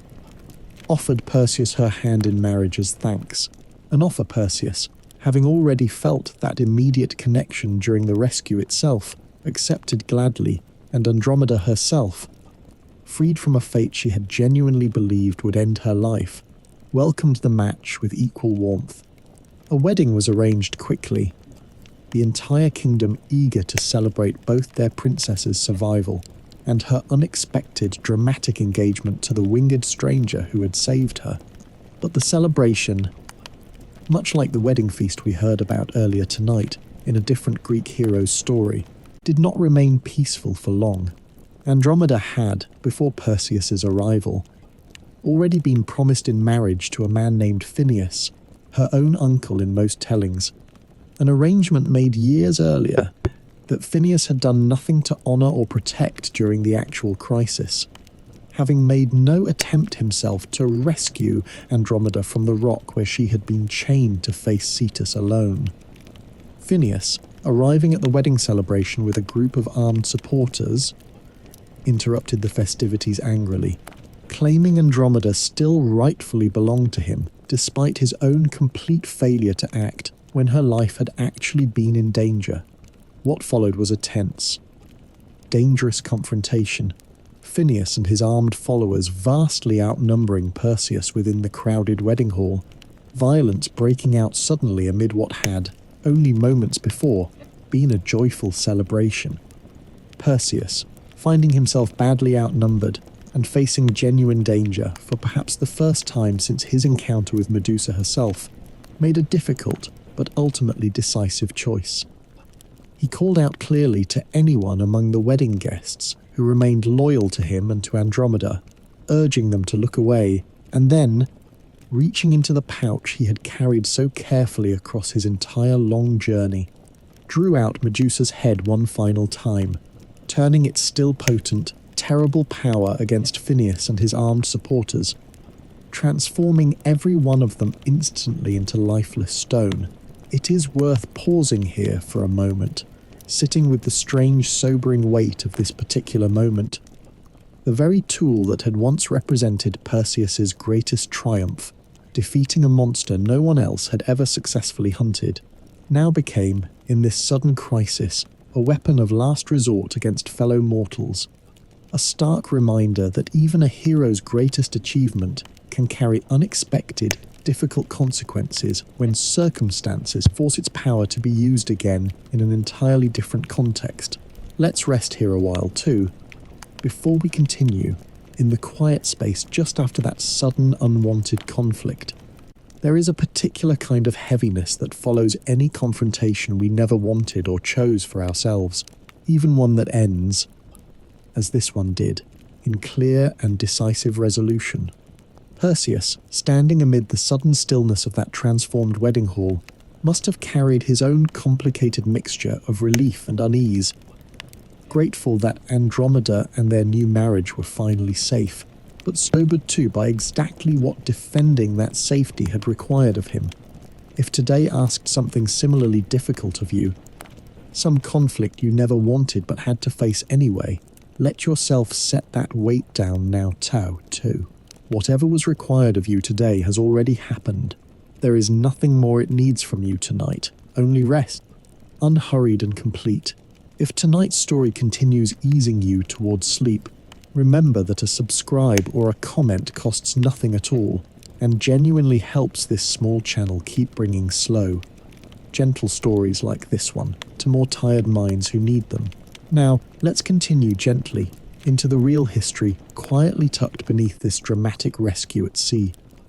Because the story of Andromeda, chained to a rock, became centuries later one of the most enduringly popular subjects in Western art, and it left behind a legacy written permanently into the night sky itself. The constellations Andromeda, Cepheus, Cassiopeia, and Cetus the sea monster all still exist today, exactly as the ancient Greeks first mapped them, visible in the northern sky during autumn evenings.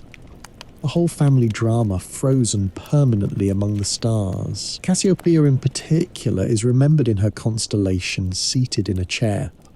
tipped in a way ancient astronomers explained as her eternal punishment for the prideful boast that started this entire chain of events in the first place, forced to circle the pole star forever, sometimes appearing upside down in the sky as the seasons turn, a small lasting reminder that pride, even in an otherwise loving parent, can carry consequences that ripple outward for generations. Let's spend a little more time too with Pegasus, the winged horse born from that fateful moment at the Gorgon's lair, before we continue any further, because his own story continued growing across Greek mythology long after Perseus's own tale had moved on to other events. In the years that followed his sudden dramatic birth, Pegasus is said to have flown to Mount Helicon, home of the Muses, where a single powerful strike of his hoof against solid rock created a spring of water so pure and so inspiring that poets and artists were said to draw their creative gifts from drinking its waters for centuries afterward. Later still, in a story belonging to an entirely different hero, a young man named Bellerophon would eventually manage to tame Pegasus using a gold iron bridle gifted to him by Athena, and together the two of them would go on to defeat the Chimera, a fire-breathing monster combining the features of a lion, a goat, and a serpent. One more thread of Greek mythology quietly connected back to this same fateful night at the edge of the world. Eventually, in the oldest tellings, Pegasus found his own permanent place among the stars as well, becoming the very constellation you might have noticed glimmering faintly above Perseus in the opening moments of tonight's story, forever galloping across the northern sky. There is something worth sitting with in this pattern, the way this one dramatic, difficult night at the Gorgon's lair ended up rippling outward across so many other stories, so many other heroes, so many other constellations still visible overhead on clear nights even now. A single moment, however difficult or frightening while you're standing inside it, can carry consequences and connections far beyond anything you might expect in that immediate instant, some of them sorrowful, like Andromeda's family punishment, and some of them beautiful and lasting, like a horse born from tragedy who went on to inspire poets for centuries and carry an entirely different hero to his own victory. Let's spend a little more time, too, with Hermes' role across this entire story, before we continue any further tonight, because his particular character offers something worth sitting with a while longer. Hermes was, across nearly every Greek myth he appears in, a god defined by cleverness, swiftness, and a certain playful practicality, less concerned with grand displays of power than with finding efficient, clever solutions to whatever problem happened to be at hand. His choice to guide Perseus specifically toward the curved harp blade rather than any more conventional weapon reflects this same practical cleverness, understanding that an ordinary sword would never successfully cut through Medusa's unusually tough serpentine hair. and that success here would depend on the right, specialized tool, rather than simply greater strength or a more conventional approach. It is worth noticing, sitting with this detail for a moment, how consistently this particular pattern repeats throughout Perseus's entire quest, success arriving again and again, not through brute force, but through exactly the right tool, applied at exactly the right moment, guided by exactly the right piece of careful advice, the reflective shield instead of direct sight, the unbreakable blade instead of an ordinary sword, the winged sandals instead of an exhausting journey on foot, the helmet of invisibility instead of a risky direct confrontation with two furious immortal sisters. Each solution addressed the actual, specific nature of the challenge in front of him, rather than simply applying more raw effort or courage to a problem that raw effort alone could never have solved. There is something genuinely worth carrying into your own life from this same pattern, well beyond tonight's story alone. So often, the difficulties we face are not actually solved by simply working harder or pushing through with greater raw effort, but by finding the right specific approach, the right particular tool or strategy suited to that specific challenge's actual nature. Perseus never once tried to defeat Medusa by simply being stronger or braver than every ordinary hero who had failed before him. He succeeded instead by understanding precisely what the challenge actually required, and then patiently gathering exactly that, piece by careful piece, before ever attempting the confrontation itself. Let's spend one more quiet moment too, with the wedding celebration itself before Phineus's sudden interruption, because it's worth imagining the earlier, joyful portion of the event a little more fully before the conflict that followed it. Ancient Greek wedding celebrations of this era typically unfolded across several distinct stages, beginning with formal sacrifices and blessings offered to various gods overseeing marriage and household prosperity, followed by an elaborate feast bringing together family, friends, and often the wider community. Music and dancing continuing long into the evening, torchlight processions sometimes escorting the newly married couple to their new shared home as festivities continued around them. It is worth imagining Cepheus's grateful court fully embracing this same joyful celebration, relief at Andromeda's survival mixing with genuine happiness at her unexpected, dramatic engagement. An entire kingdom finding cause for real celebration after the extended fear and uncertainty Cetus's presence had caused across the preceding months. Perseus himself, having just completed the most dangerous quest imaginable, and then immediately followed it with an equally dramatic rescue, must have felt, in those earlier hours of celebration, something genuinely close to complete happiness, finally allowed to simply celebrate rather than face yet another trial. That celebration's sudden, violent interruption by Phineus and his armed followers makes for a genuinely jarring contrast, worth sitting with for a moment now. Joy and celebration turning suddenly to danger and violence in the space of a single unexpected arrival. It is a pattern worth noticing, one that appeared in an earlier story on this very channel too, that wedding celebrated in ancient myth, and a battle that broke out between Lapiths and centaurs in almost exactly the same sudden unexpected way. Perhaps ancient storytellers understood something worth remembering even now, that joy and danger often exist closer together than we might expect, and that genuine celebration, however well earned, rarely arrives entirely free from the possibility that difficulty might still be waiting somewhere close behind it. Let's spend a little more time, too, with the particular craft and symbolism of Athena's polished shield, before we continue any further tonight, because ancient Greek metalworking of this kind represented genuinely remarkable skill worth a slower telling. Bronze mirrors and polished shields, though obviously not producing the perfectly clear reflection modern glass mirrors offer, were nonetheless prized possessions across the ancient Greek world. requiring painstaking hours of careful polishing to achieve a reflective surface clear enough for genuine, practical use. That Athena's own shield, crafted or blessed by divine rather than merely mortal skill,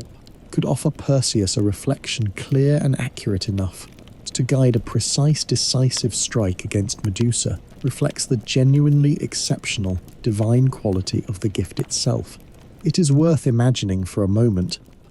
the particular experience of relying entirely on an indirect, reflected image rather than direct sight throughout an entire dangerous confrontation, trusting a mirrored surface completely rather than the more immediate, instinctive information direct vision would ordinarily provide. There is a particular kind of discipline required in exactly this kind of indirect approach, resisting the very natural, very human impulse to simply look directly at whatever danger stands before you, trusting instead in a more careful, considered method, even when instinct might otherwise pull you toward a more direct, immediate response. Perhaps there is something worth carrying gently into your own rest tonight from this same discipline. The reminder that sometimes the wisest response to a genuinely dangerous or overwhelming situation is not to face it directly and immediately, but to find some careful, indirect way of understanding and addressing it instead. Patience and careful strategy accomplishing what direct instinctive confrontation alone never could have managed safely. Whatever difficulty you might be facing that feels too overwhelming to look at directly right now, know that indirect, patient approaches, exactly like Perseus's own careful reliance on a simple reflected image, can sometimes offer exactly the safe path forward that direct confrontation alone could never provide. Let's spend one more quiet moment too, with the invisibility helmet Perseus borrowed from Hades, before we continue any further tonight, because it carries its own interesting symbolic weight worth a slower telling. That such a crucial tool for Perseus's safe escape belonged specifically to the god of the underworld feels genuinely fitting, invisibility itself representing a kind of temporary vanishing from the visible. Ordinary world, not unlike the way death itself removes a person from ordinary visibility and presence among the living. Perseus's brief, borrowed invisibility offered him a taste of this same protective vanishing without any of death's genuine permanence, a temporary refuge rather than any lasting disappearance. It is worth imagining for a moment what that brief experience of complete invisibility must have felt like, moving through open air while remaining entirely unseen by two furious searching Gorgon sisters, present but genuinely unreachable, a strange, temporary kind of safety, unlike anything else in his entire quest. There is something worth sitting with in this particular tool's borrowed nature too, a power belonging properly to death and the underworld, lent temporarily to a living hero for the specific limited purpose of ensuring his own survival, returned afterward to its rightful owner once its immediate purpose had been fully served. Let this same thought settle over you gently now, the reminder that sometimes the resources that carry us safely through our own, most difficult moments are only ever meant to be temporary, borrowed rather than permanently ours, useful and even essential for a specific season or specific trial, but not necessarily meant to remain with us forever once that particular difficulty has finally passed. Whatever tool or support is currently carrying you through your own difficult season, it is allowed to be temporary, borrowed rather than permanent, and still be exactly what you needed for precisely as long as you needed it. There is one more small detail worth adding, too, before we continue any further tonight, something about the particular quality of that cold, windswept landscape surrounding the Gorgon's lair, so different from every other setting in Perseus's long journey. Ancient descriptions place this location at the very furthest edge of the known world, beyond even the distant lands most Greek travellers of that era could ever hope to reach, a place existing almost outside ordinary geography entirely, more a boundary marker for the edge of human knowledge than a genuine mappable location. It is worth sitting with this detail for a moment. The way this particular danger was imagined as existing not simply far away, but at the very outer limit of what the ordinary world could contain at all. Fitting territory for a creature whose power itself defied ordinary, natural explanation. Let's spend a final quiet moment too, with the particular experience of flight itself throughout this entire middle portion of tonight's story. Because the winged sandals gave Perseus something genuinely unique among the Greek heroes we've explored together on this channel so far, an entirely different vantage point on the world itself. Where Hercules walked long roads between his labours and Theseus sailed across open water toward Crete, Perseus alone experienced this particular freedom of open sky. Mountains and coastlines and entire kingdoms passing beneath him in ways no ordinary traveller of that era could have ever personally witnessed. It is worth imagining, one final time tonight, exactly how this unique perspective might have shaped Perseus's own understanding of the wider world he was moving through. A young man raised on a small, humble fishing island, now witnessing, from high above, the true scale and variety of the entire Greek world and beyond it, distant kingdoms and unfamiliar coastlines revealing themselves gradually as he travelled from one part of his long quest to the next. There is a particular kind of perspective that comes only from seeing something from sufficient distance and height, difficulties that feel overwhelming from within them, sometimes becoming clearer, more manageable. When viewed instead from some greater height or distance, let that same wider perspective settle over you gently now too, as tonight's long journey continues drawing toward its close. Whatever difficulty has felt overwhelming in your own recent days, sometimes simply allowing yourself the quiet distance of rest, of sleep, of a night spent letting your mind drift far above the immediate details of ordinary daily concern, can offer exactly this same kind of valuable perspective. Difficulties appearing smaller and more manageable once you've had the chance to rest and view them again with fresh, rested eyes. Let's spend a little more time, too, with Andromeda herself, before we move on toward the final part of tonight's story, because her own character deserves a slower telling than the dramatic rescue alone can offer. Ancient tellings describe her not simply as a passive victim waiting helplessly for rescue, but as someone who faced her own impending death with considerable courage, accepting her fate for the sake of her kingdom's survival, even as she surely feared it deeply. Chained alone on that rock through what must have felt like an unbearably long wait for a monster she had no way of knowing would ever actually arrive, her marriage to Perseus. Once it finally settled into its own quieter rhythm after the chaos of that interrupted wedding, became, across the remainder of their shared story, a genuinely partnered one, Andromeda accompanying Perseus on the remainder of his journey home rather than simply remaining behind in her father's kingdom. It is worth noting this detail, small as it might seem, because it reflects something meaningful about how their particular story diverged from some of the more one-sided romantic patterns found elsewhere in Greek mythology. A genuine partnership built from a dramatic, unlikely beginning, but settling, across the years that followed, into something considerably more equal and enduring. Together, the two of them eventually had several children, whose own descendants, according to later Greek genealogical tradition, would include some of the most significant heroic lineages in the entire mythological world, tracing forward eventually all the way to Hercules himself, whose own mother, Alcmene, was said to descend directly from this same union between Perseus and Andromeda. It is a small, quiet thread connecting two of the stories we've now explored together on this channel.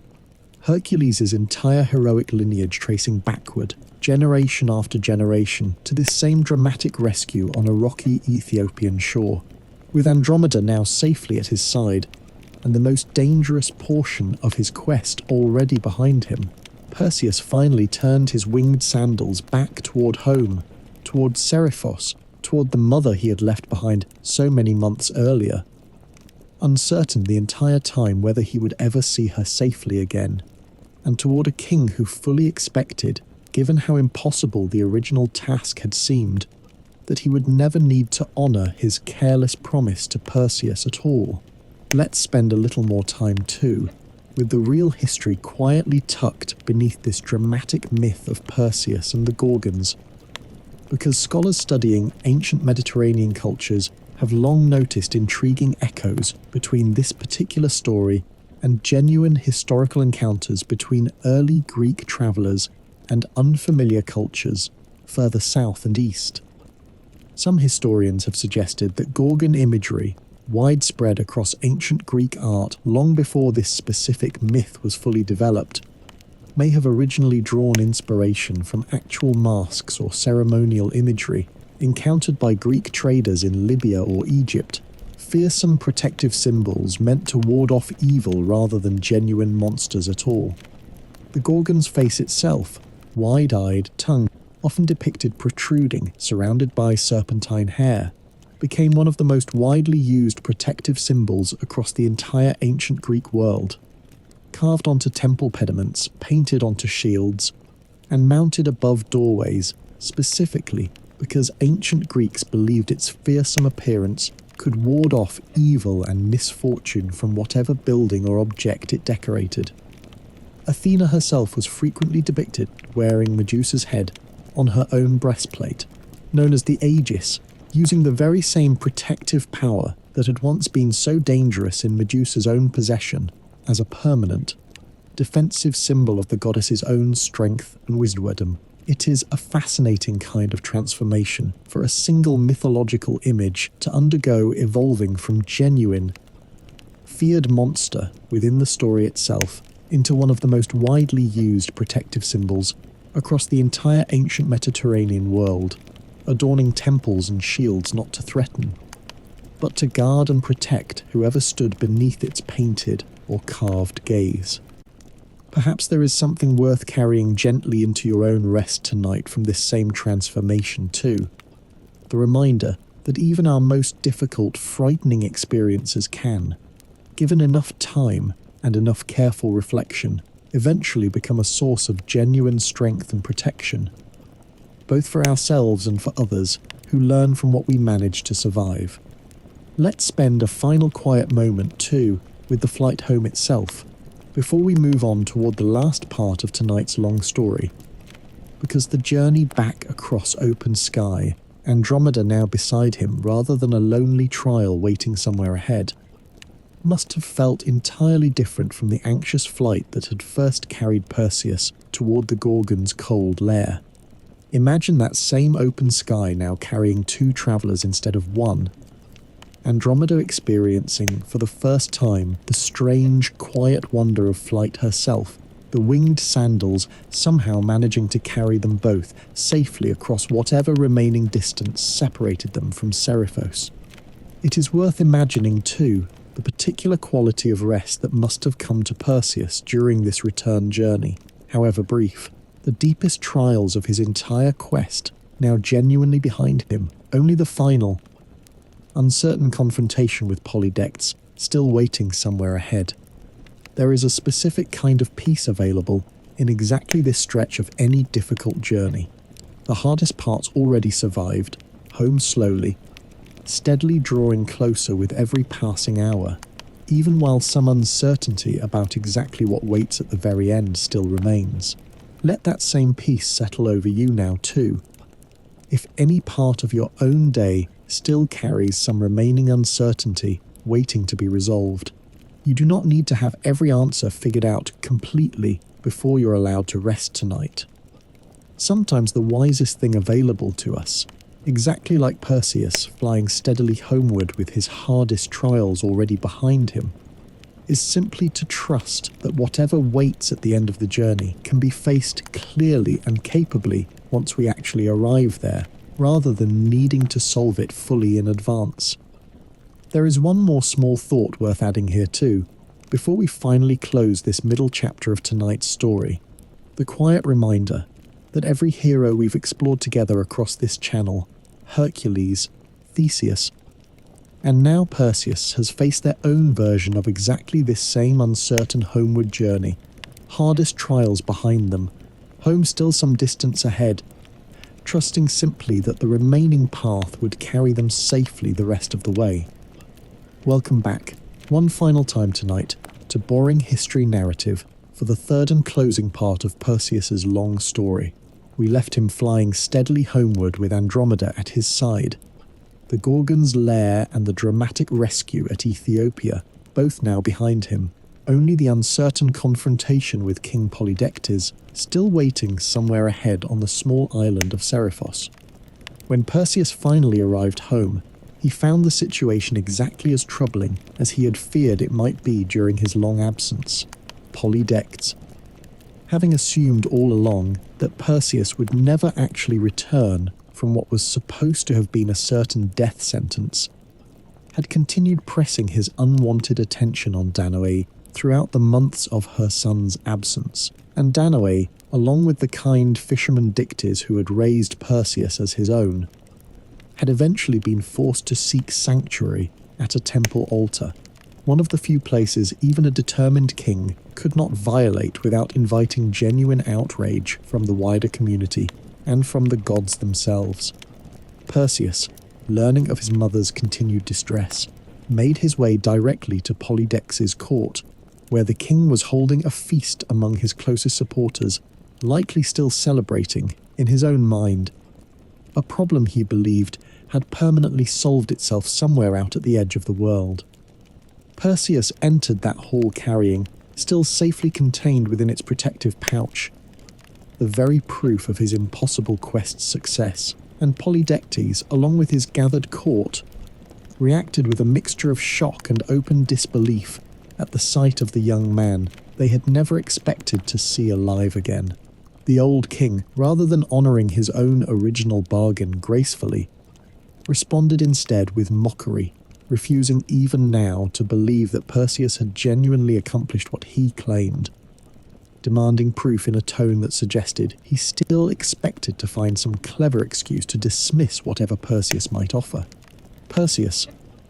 having carried this same terrible burden safely across such an enormous distance specifically to protect his mother, finally gave the court exactly the proof it had demanded, drawing Medusa's head from its pouch one final time, warning anyone still loyal to Danae and to fairness to look away immediately, before turning its still potent power directly toward Polydectes and every one of his mocking supporters gathered in that hall, in a single moment, echoing the same difficult power he had already been forced to use once before, at his own wedding feast. The cruel king and his gathered supporters were transformed permanently into lifeless stone, ending,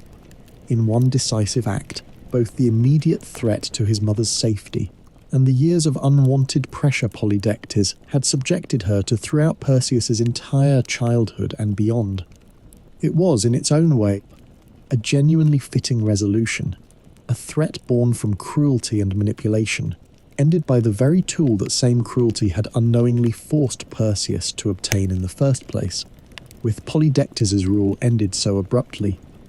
Seriphos needed a new ruler, and Perseus, remembering the genuine kindness Dictys had shown both him and his mother from the very first day their sealed chest had washed ashore on this same island, placed the humble,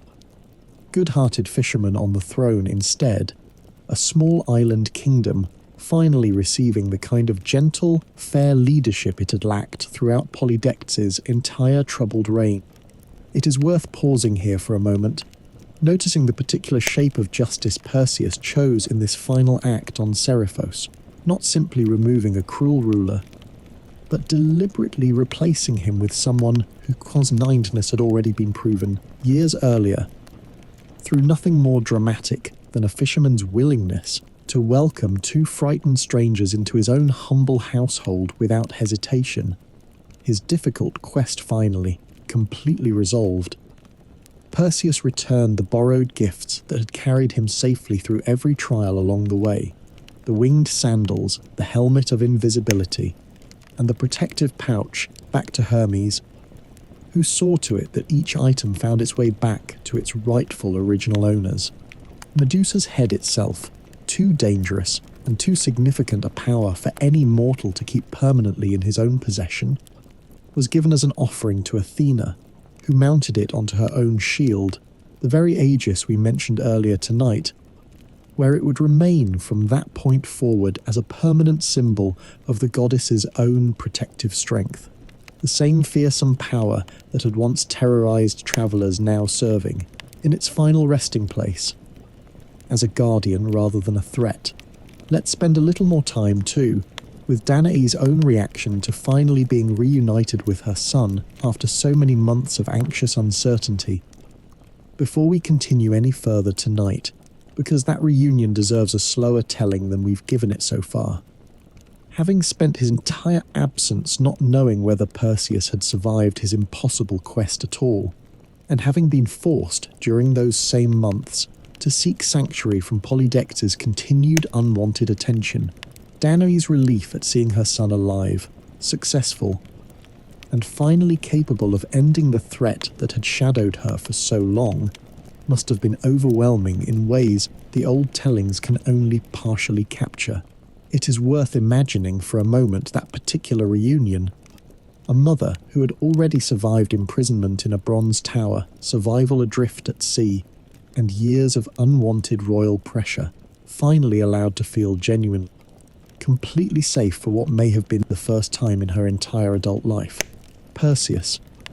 presenting his mother with not just victory over Polydectes, but the installation of the genuinely kind Dictes as the island's new ruler, offered her something even more valuable than simple safety. A community finally led by someone who had shown her nothing but consistent kindness from the very earliest days of her arrival. There is something worth carrying gently into your own rest tonight from this particular reunion, the reminder that difficult, extended periods of worry and uncertainty, however long they last, can still eventually resolve into genuine safety and relief. Danae's own story took years to reach this particular moment of resolution. Imprisonment followed by danger at sea, followed by years of unwanted pressure from a cruel king. And yet it did eventually arrive at genuine safety and peace. Whatever uncertainty you might be carrying into your own rest tonight, let this same quiet reassurance settle over you, that difficult chapters, however long they last, are not necessarily permanent. Let's slow down here for a while, the way we have throughout tonight's long story, and rest a little longer in this quiet space before we follow Perseus into the final, most poignant chapter of his life. Bring your attention gently to your own breath, and let it slow, unhurried, easy, the same patient rhythm that has carried this entire story from a bronze tower to a Gorgon's lair to this quiet island finally set right. There is no urgency required in your own rest tonight either. Let your shoulders soften. Let your hands rest loosely, holding nothing, if tonight's slow, layered storytelling is easing you towards sleep. Remember that a subscribe, a comment, or simply sharing tonight's story with someone else who might need a little help settling down themselves, all genuinely help this small channel keep bringing new, unhurried journeys through history every single week. Now, let's continue gently into the final quietly sorrowful thread this entire story has been carrying since its very first moments tonight. The old prophecy that started everything, and whether it would in the end finally come true, with Seriphos settled and Dictes established as its new fair ruler, Perseus, Danae, and Andromeda eventually set out together toward Argos, the kingdom Perseus had never once actually seen with his own eyes, the place where his own story had first begun before he was ever born, inside a bronze tower built entirely from an old king's fear. Word of Perseus's remarkable journey, his defeat of Medusa, his rescue of Andromeda, had by this point spread widely enough across the Greek world that Acrisius himself, still ruling in Argos, still carrying the same old fear that had once driven him to seal his own daughter and infant grandson inside a chest and cast them out to sea, learned that this same grandson was now approaching his own kingdom, alive, powerful, and fully grown. Let's go back for a moment too, to Argos itself, before we continue further into the final part of tonight's story, because the city deserves a fuller description than we've given it so far. Argos was, by most ancient accounts, one of the oldest continuously significant settlements in the entire Greek world,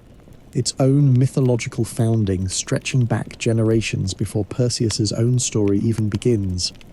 Named after an early king whose descendants had ruled the surrounding region for many generations before Perseus himself ever took the throne. Archaeological excavations at the actual site of ancient Argos, conducted many centuries after Perseus's mythological story was first told, have confirmed genuine, continuous habitation stretching back thousands of years, making it one of the longest continuously inhabited cities anywhere in Europe. It is worth imagining for a moment what this genuinely ancient city must have looked like as Perseus finally approached it. Having grown up entirely apart from it, on a small, humble fishing island, encountering for the first time the kingdom that was, by birthright, genuinely his own, grand stone walls, likely already showing the particular weathered dignity that comes only from genuine age. A palace complex probably considerably more impressive than anything Polydectes had ever commanded on Seriphos. Streets and markets busy with a population considerably larger than the small island community Perseus had grown up within. There is something worth sitting with in this contrast. A hero raised in genuine humility, now finally approaching the grand ancient kingdom that was always, quietly, his true inheritance. Though he had spent his entire childhood and young adulthood with no awareness of it at all.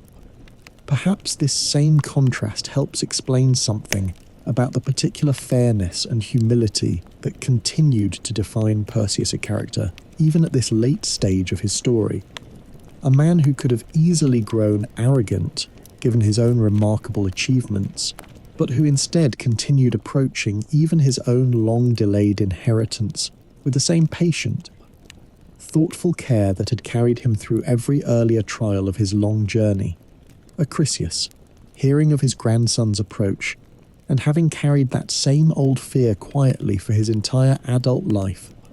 could not bring himself to remain in Argos and face the very outcome he had spent decades trying so desperately to prevent.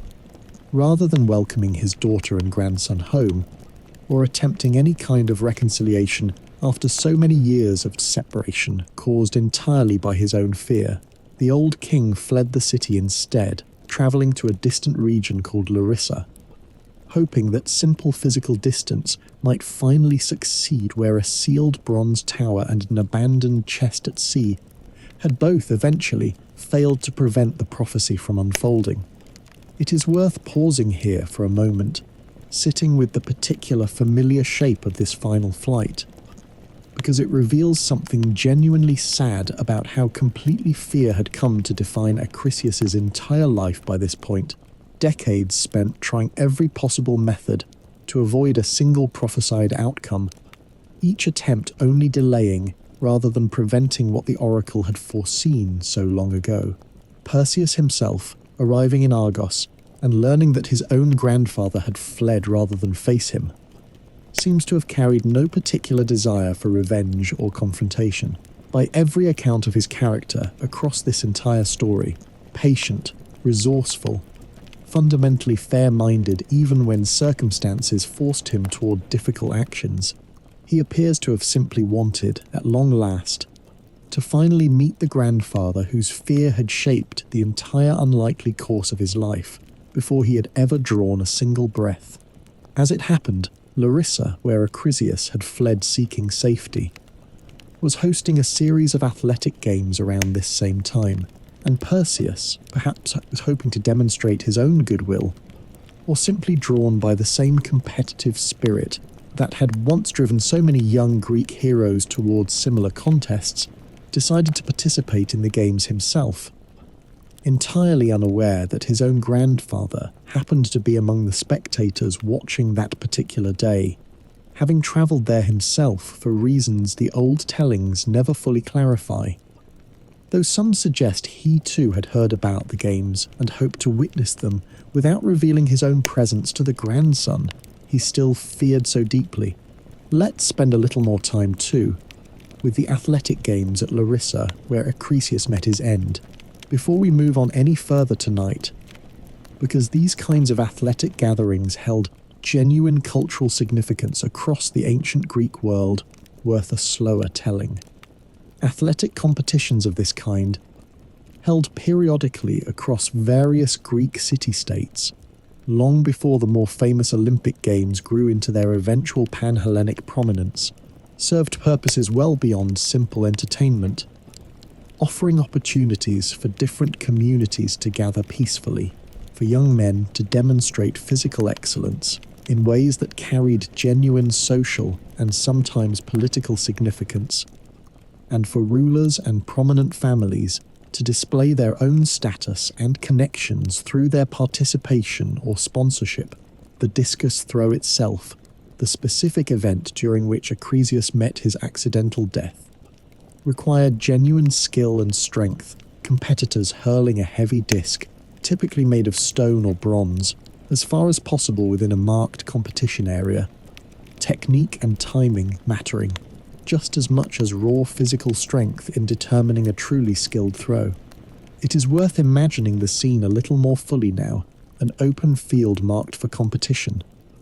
Spectators gathered along its edges, the particular tension and anticipation that surrounds any skilled athletic performance, no different, in its essential human quality, from the anticipation surrounding sporting events held in stadiums today, thousands of years removed from this same ancient field. It is this very ordinariness, this genuine, unremarkable normalcy of an ordinary athletic competition, that makes the accident's outcome feel so much more devastating when it finally arrives. Fate choosing to fulfill its ancient prophecy, not through any dramatic confrontation, but through the same kind of ordinary athletic mishap that could have happened, and likely did happen, to countless other spectators across countless other ordinary competitions throughout the ancient world, none of whom carried anything like the same decades-old, carefully guarded prophecy hanging invisibly over their own presence in the crowd that particular day. Perseus competed in the discus throw, one of the standard events at athletic gatherings across the ancient Greek world, the same kind of contest that would, centuries later, become part of the earliest Olympic Games. It is worth imagining for a moment that ordinary athletic afternoon, crowds gathered around a wide open field, competitors taking their turns with the heavy discus, the particular unremarkable normalcy of a scene that gave no outward sign at all of the enormous decades-old weight quietly resting inside it. Perseus's throw that day, by every account, was a genuinely skilled one, the discus sailing further and truer than perhaps even he had intended, carried by a gust of wind, some tellings suggest, or simply by his own considerable strength,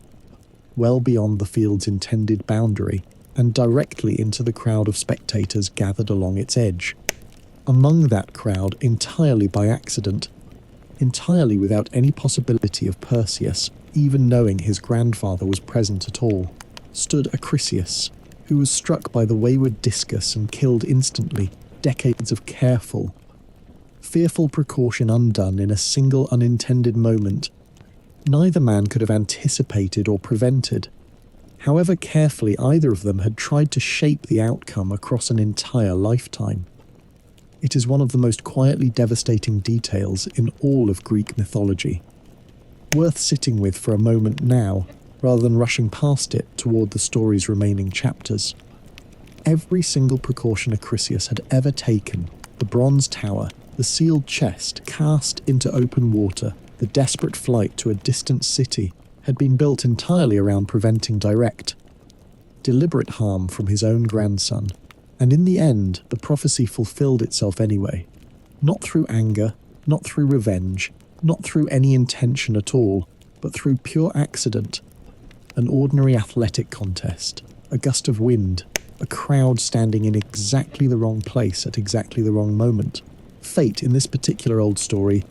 did not need cruelty or malice to accomplish what it had always intended.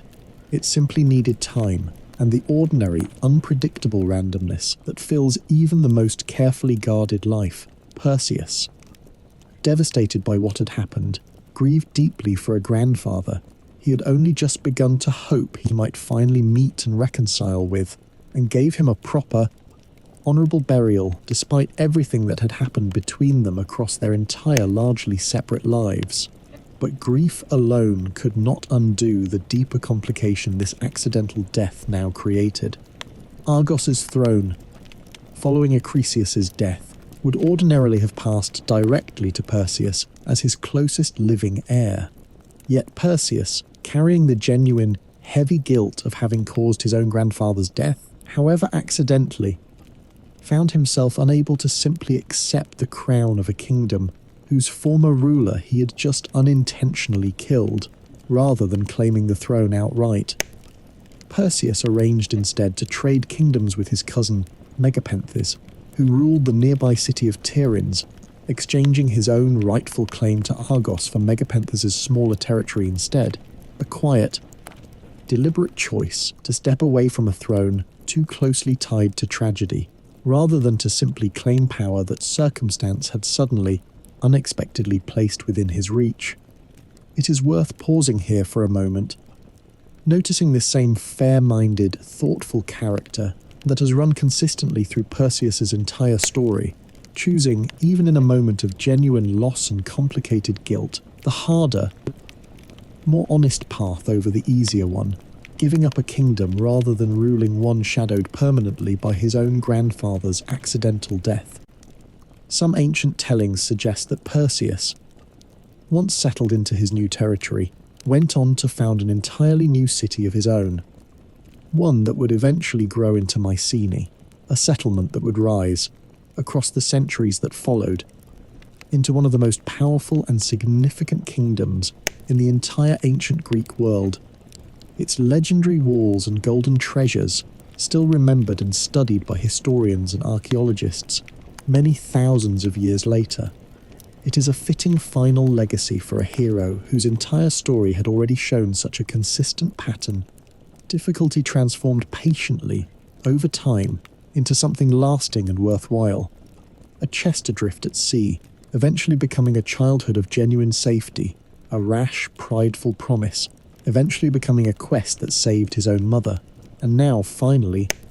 a tragic accident eventually becoming the foundation of an entirely new, enduring kingdom. Let's spend a little more time, too, with Mycenae itself, the city Perseus is credited with founding, because its later history offers one of the most remarkable examples in the entire ancient world of myth and genuine archaeology meeting each other directly. Centuries after Perseus's own mythological story was first told, Mycenae grew into a genuinely powerful Bronze Age kingdom, one whose real historical rulers would eventually be immortalized in an entirely different, equally famous body of Greek mythology, the stories surrounding the Trojan War, since Agamemnon, the legendary king who led the Greek forces against Troy,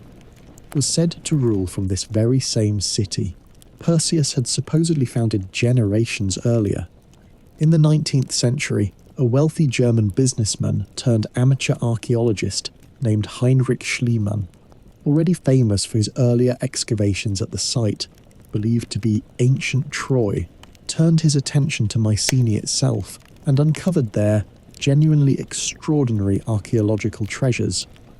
Elaborate gold funeral masks, ornate weapons and jewellery so remarkable that Schliemann himself, in a moment of dramatic overreach that later archaeologists would gently correct, initially believed he had discovered the actual death mask of Agamemnon himself. While later, more careful dating showed these particular treasures actually predated the Trojan War era by several centuries,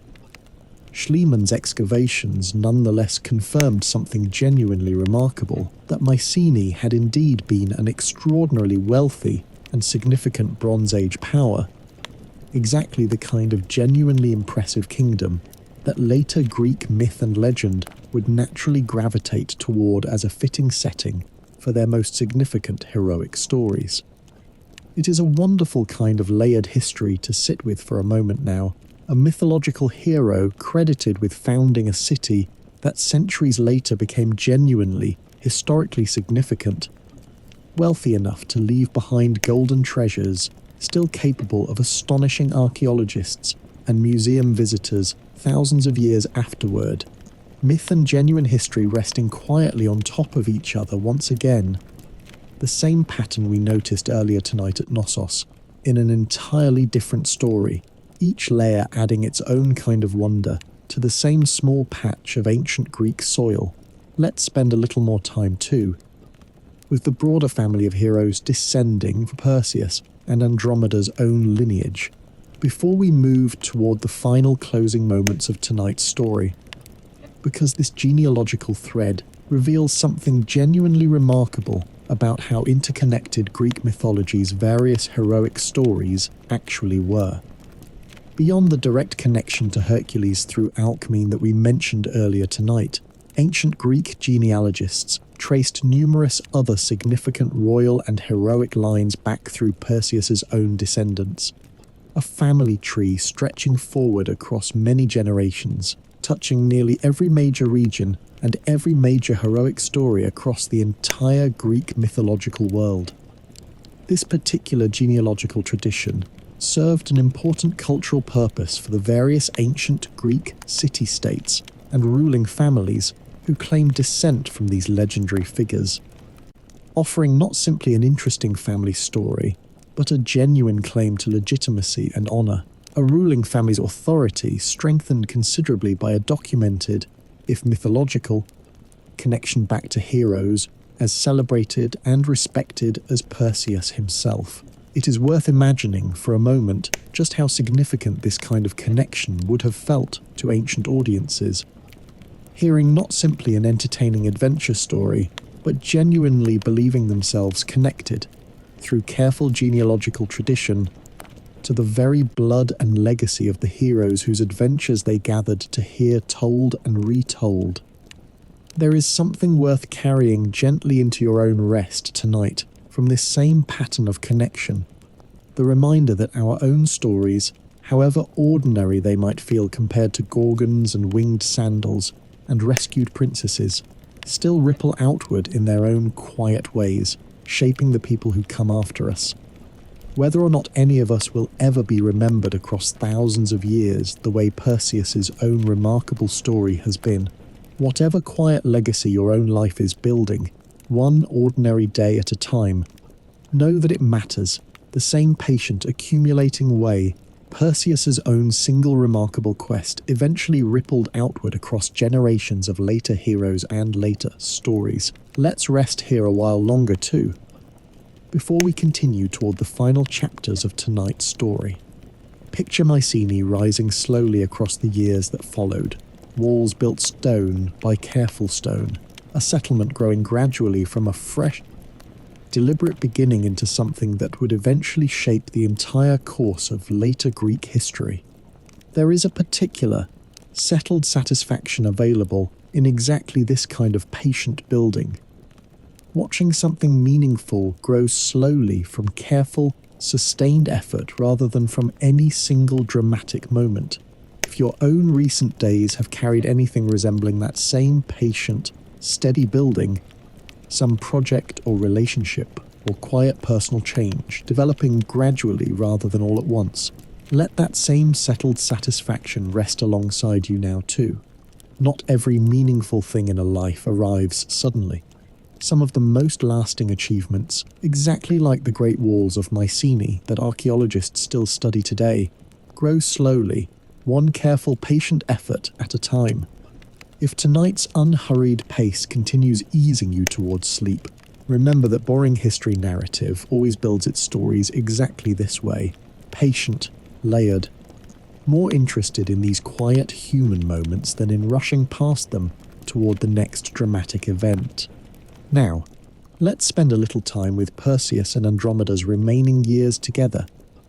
Before we finally reach the closing chapter of this long story, Perseus and Andromeda ruled their new kingdom together for many years. By most accounts, a genuinely happy and stable reign,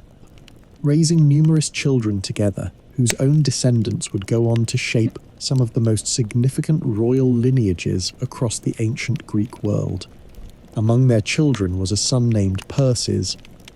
whom later Greek historians, including the writer Herodotus, credited as the mythical ancestor of the Persian people themselves, a connection ancient Persian rulers occasionally invoked in their own diplomatic dealings with Greek city-states, using this shared mythological ancestry as a way of establishing common ground between two cultures that would, in later centuries, find themselves locked in prolonged and difficult conflict. It is a remarkable kind of legacy for this story to carry, a mythological connection reaching forward across centuries to link two entirely different, and often rival, ancient civilizations through a single shared hero's bloodline. Whether or not any genuine historical truth underlies this particular claimed connection, it reveals something meaningful about how ancient peoples across the wider Mediterranean and Near Eastern world often used shared mythology as a kind of diplomatic bridge, finding common ancestry and common story even amid very real political and military tension.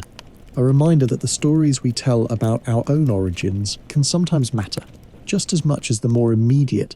practical disagreements dividing us in any given moment. Perseus's own eventual death, unlike so many other Greek heroes whose stories end in dramatic battle or tragic betrayal, is remembered across most ancient tellings with a notable, quiet gentleness. Some traditions suggest he lived out a long, full life in Mycenae, eventually dying of natural causes after decades of peaceful, successful rule alongside Andromeda.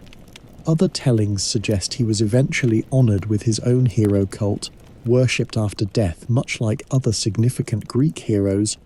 His memory kept alive through regular offerings and festivals held in his honour across various cities that claimed connection to his remarkable story. It is worth sitting with this particular ending for a moment, gentle and unremarkable compared to the dramatic monsters and prophecies that filled so much of his earlier life. Perhaps that quiet, peaceful conclusion is itself a meaningful part of his legacy.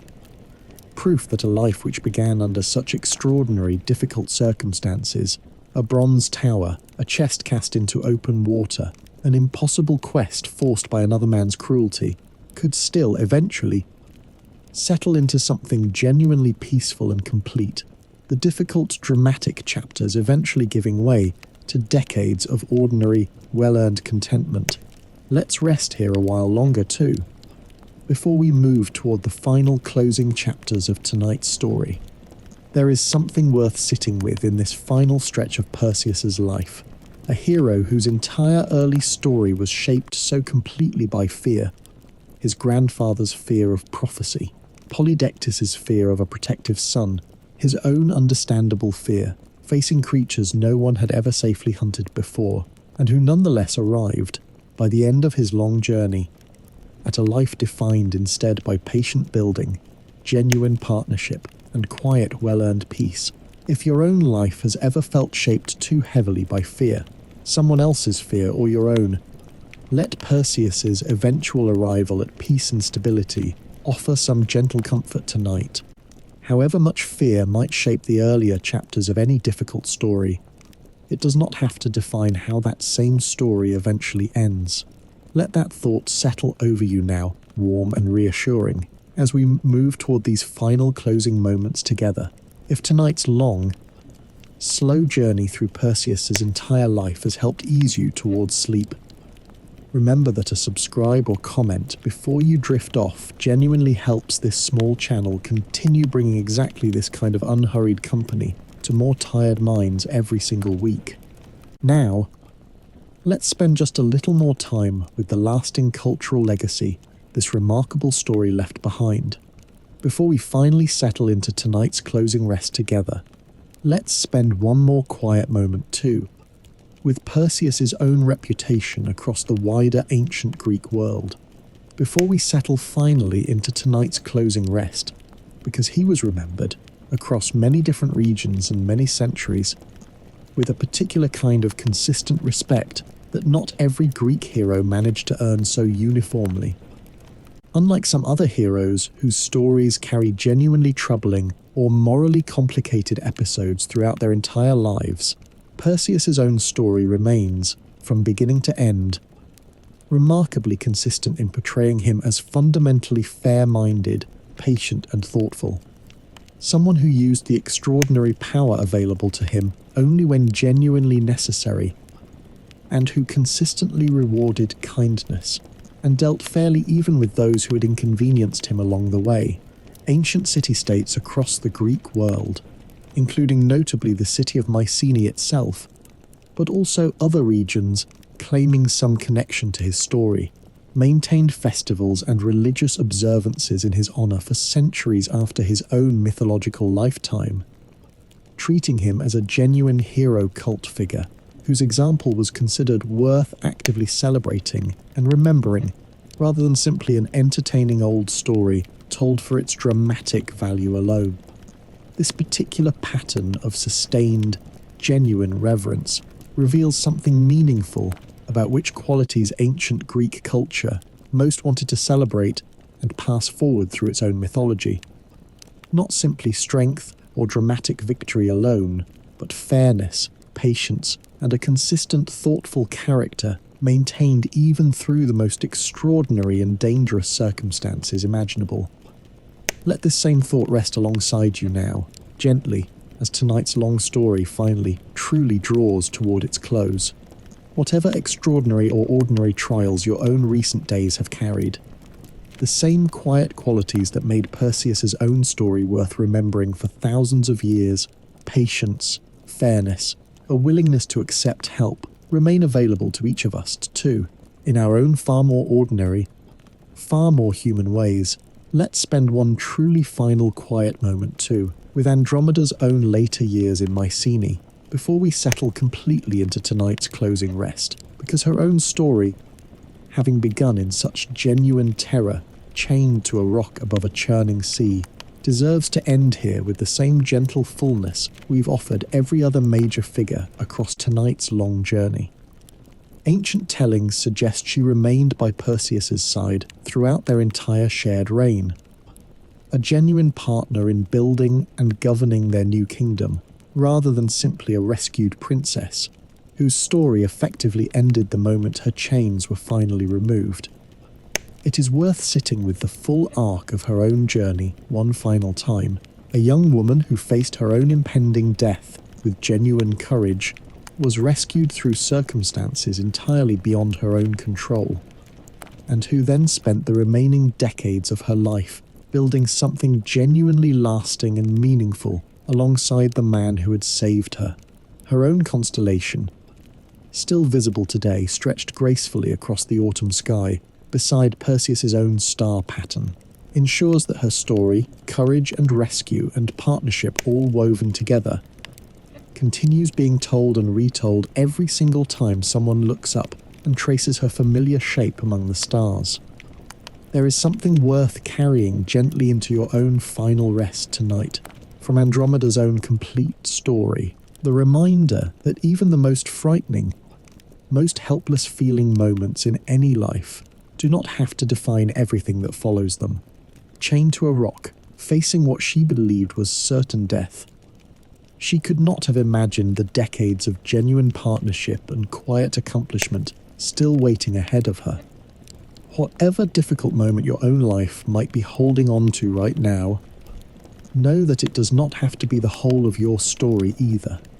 Let's spend one truly final quiet moment too, with the broader lesson ancient Greek audiences likely drew from Perseus's entire remarkable journey, before we settle completely into tonight's closing rest, because it offers a genuinely different model of heroism worth carrying forward from this long night together, where some Greek heroes are remembered primarily for their overwhelming strength, and others for their patient endurance through repeated trial. Perseus is remembered, across nearly every surviving ancient account, for a particular combination of cleverness, fairness, and genuine humility. A hero who succeeded not by refusing help but by actively seeking it out. Not by claiming every reward for himself, but by sharing it generously with those who had earned it through their own quiet kindness. This particular model of heroism feels, in many ways, genuinely relevant even now. Thousands of years removed from the small Greek islands and ancient kingdoms where his story was first imagined. Most of us will never face a literal Gorgon or a literal sea monster, but nearly all of us, at some point, face challenges that feel similarly overwhelming. Situations where our own individual strength or courage alone genuinely isn't enough, where the wiser path forward involves seeking guidance, accepting help, and treating everyone we encounter along the way, even those who might seem inconvenient or unhelpful at first, with the same basic fairness. Perseus extended even to 3 reluctant ancient sisters he needed to briefly outwit. Let this final thought settle over you now gently, as we finally completely close this long story together. Whatever Gorgon or sea monster your own life is currently asking you to face, know that you do not need to face it entirely alone, and that whatever help or guidance eventually carries you through it will likely arrive exactly the way it did for Perseus himself, through patience, through fairness, and through a genuine willingness to accept whatever support quietly makes itself available to you along the way. Let's spend one truly last quiet moment, too, with the particular way this entire story keeps circling back to the theme of unavoidable fate throughout its every chapter, before we finally completely settle into tonight's closing rest. From Acrisius's original desperate attempt to prevent a prophecy through a bronze tower, to that same prophecy finally quietly fulfilling itself through nothing more than an ordinary gust of wind on an ordinary afternoon. This entire long story has moved in a kind of patient, inevitable circle, decades of careful avoidance eventually arriving at exactly the outcome, all that careful avoidance was originally meant to prevent. And yet, sitting with the fuller shape of this story now, at its very end, it is worth noticing that this same inevitable fate never once required Perseus himself to become anything other than fundamentally decent and fair-minded throughout his entire journey. He never sought revenge against his grandfather. He never used his own remarkable power carelessly or cruelly. The prophecy fulfilled itself not because Perseus pursued it, but simply because life, patient and unhurried, eventually finds its own way toward whatever shape it was always going to take, regardless of how carefully any of us might try to prevent or control it. Let that same patient acceptance settle over you now, gently, as this very long story finally, completely comes to rest. Whatever uncertain future waits ahead of your own life, know that you do not need to spend it the way Acrisius once did, building towers and sealing chests against every possible difficult outcome. Sometimes the wiser, gentler path is simply to live fully and fairly through whatever time is given to you, trusting the same patient way Perseus's own remarkable story finally settled into peace, that whatever comes will come, and that a life lived with genuine kindness and fairness remains worthwhile regardless of how its story eventually, inevitably unfolds. There is one final small detail worth adding too, before this long story finally settles into its closing rest. Something about the particular way Perseus's own image continued appearing across ancient coins, seals, and civic emblems for centuries after his mythological lifetime. Cities across the Greek world that claimed some connection to his story, frequently choosing his likeness, often shown holding Medusa's head, as a symbol of protection and civic pride stamped directly onto their own currency and official seals. It is a remarkable kind of everyday endurance for a mythological figure to achieve. His image passing quite literally from hand to hand across countless ordinary transactions, carried in purses and pockets by merchants and travellers who may have given little conscious thought to the full, remarkable story behind the face stamped into their coins, Let this final small detail rest alongside you now too, as tonight's very long story finally, completely comes to its close. The reminder that meaningful stories often continue living on in exactly this quiet, unremarkable way, present in the small, ordinary details of daily life, long after anyone actively remembers reciting their full original telling. Whatever quiet legacy tonight's slow journey through Perseus's entire life leaves with you, even if it's nothing more than a peaceful, settled feeling carrying you the rest of the way into sleep, that too is its own small, worthwhile kind of endurance. There is one truly last small detail worth adding here. 2. Something about the particular way Perseus's story, unlike so many other Greek myths, contains almost no moment where he acts out of malice or petty cruelty toward anyone at all, monster or mortal alike. Every difficult action across his entire long journey arising, instead from genuine necessity, protecting his mother, protecting Andromeda, protecting himself and his new bride from armed attackers who had already chosen violence first. It is worth sitting with this particular consistency one final time tonight, a hero whose power, however extraordinary, was never once wielded carelessly, offering a genuinely gentle, reassuring note to carry with you into these final moments of tonight's long, unhurried journey. Let's spend a little more time, too, with how this entire family's story was eventually placed among the stars, because it became one of the most extensive constellation groupings to emerge from any single Greek myth. An entire cast of characters given permanent lasting shape across the night sky, rather than just a single hero alone. Perseus himself became a constellation still visible in the northern sky during autumn and winter evenings, traditionally depicted holding a sword in one hand, and, in the other, Medusa's severed head, marked by a particular star that ancient astronomers noticed dimmed and brightened on a regular cycle, and which they named Algol, drawing directly from an Arabic phrase describing it as the demon's head, a small, lasting echo of the old story's most dangerous moment, still tracked by astronomers today for entirely different scientific reasons, involving eclipsing binary star systems, nearby in that same stretch of autumn sky. Andromeda's own constellation stretches out gracefully, and modern astronomers know it best today not for its mythological chains, but as home to the Andromeda Galaxy, the nearest major galaxy to our own Milky Way.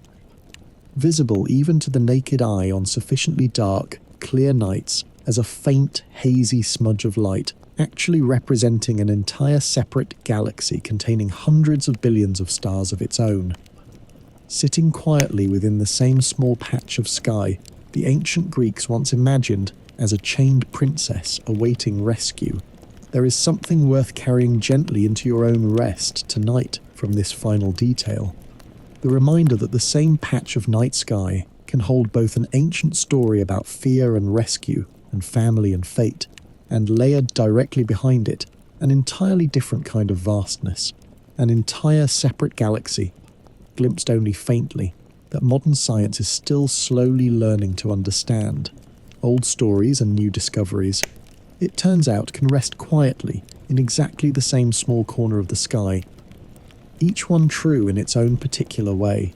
each one worth looking up toward on a clear, quiet night. Perseus's story continued shaping Western art and culture for thousands of years after it was first told, becoming one of the most frequently depicted subjects across the entire history of European painting and sculpture. Renaissance and later artists returned again and again to the dramatic moment of Andromeda's rescue in particular, drawn to its combination of danger, romance, and triumphant resolution. While the image of Perseus holding Medusa's severed head became, across many centuries of European sculpture, one of the most recognizable and frequently reproduced images in the entire classical tradition. A bronze version created during the Italian Renaissance, still standing today in one of Florence's most significant public squares, studied and admired by millions of visitors across the centuries since its creation.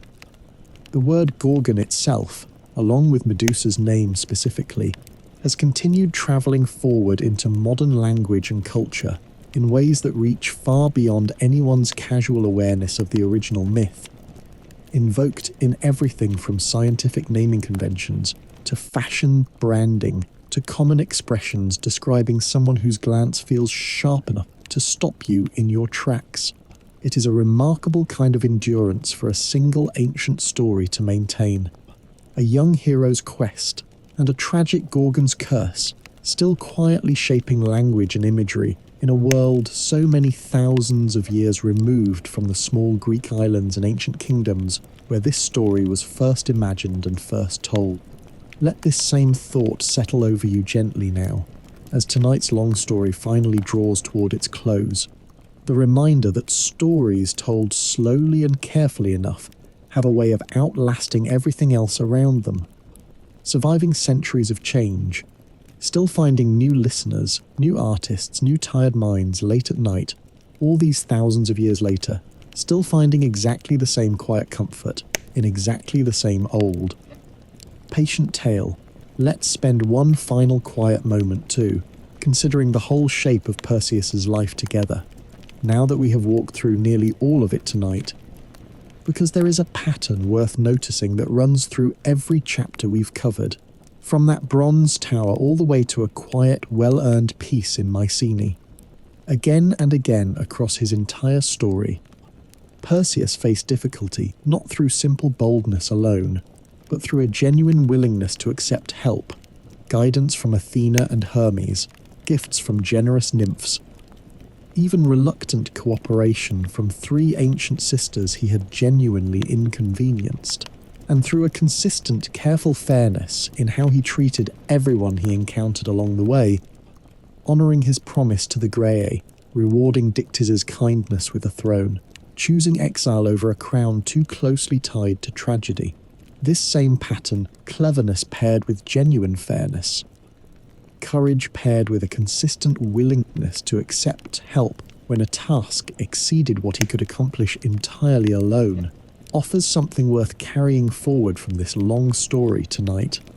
Long after its details have blurred and softened towards sleep, none of us face our own difficult challenges entirely through strength or willpower alone. There is usually some quiet combination of borrowed tools, offered guidance, and simple fairness toward the people around us that makes an otherwise impossible task suddenly, quietly possible. Let that thought settle over you now, gently, as this long story finally, completely draws toward its close. Whatever Gorgon or sea monster or old, inherited fear your own recent days have carried, know that you do not have to face it through strength alone. Rest here now, in this final quiet stretch of tonight's journey, and let whatever help and guidance has carried you this far continue carrying you the rest of the way toward the sleep you have been walking toward this entire time. Let's slow all the way down now for these final few minutes of tonight's long layered story. Somewhere above wherever you're resting right now, whether you can see it tonight or not, an entire family of constellations still turn slowly through the dark sky. Perseus, Andromeda, Cepheus, Cassiopeia, Pegasus, and even Cetus the sea monster, an entire story frozen permanently among the stars, still visible, still turning, exactly the way it has for thousands of years since ancient astronomers first traced their outlines against the night. Think back, if you'd like one final tonight, to that quiet hillside where this story first began, a young man standing alone, temple glowing faintly in the distance, a winged shape shimmering faintly among early stars above his shoulder. He could not have known. Standing there, everything still waiting ahead of him, a Gorgon's lair, 2 immortal sisters searching blindly for an invisible enemy, a chained princess and a sea monster, a wedding interrupted by violence, and finally, a grandfather's decades of fear undone by nothing more than an ordinary gust of wind on an ordinary athletic afternoon. None of us, standing at the edge of our own uncertain journeys, can ever fully know what still waits ahead either. We can only gather what tools and help we're offered, take the next careful step, and trust, the same patient way Perseus once did. that whatever difficulty still waits ahead can eventually be met and resolved, even when it seems, at first, entirely impossible. There is nothing more this story is going to ask you to follow closely now. Let your breathing settle into its own slow, natural rhythm. Let your whole body sink heavier into the bed beneath you, the same unhurried heaviness that settles over any long story finally reaching its end. If your mind is still holding on to small pieces of tonight's journey, a bronze tower, a reflective shield, a winged horse born from tragedy, let them soften now, blur gently at the edges, the way every detail eventually blurs on the way toward true, deep rest. If tonight's story helped ease you toward sleep, remember that Boring History Narrative uploads a new one, exactly like this every single week. Always this same slow, unhurried pace, always built for exactly this moment, late at night, mind finally slowing down after a long day. A subscription costs nothing at all, and means a new story will always be waiting the next time you need one. There's no need to remember any of tonight's details by morning. No need to do anything else at all. Except let this be the last thing your mind holds on to tonight. Sleep well. Rest completely. And good night. Whatever this long night's journey through prophecy and courage and fate has stirred in you, let it rest now. Gently alongside you as sleep finally, completely arrives. Ret well, completely tonight, and always good night truly.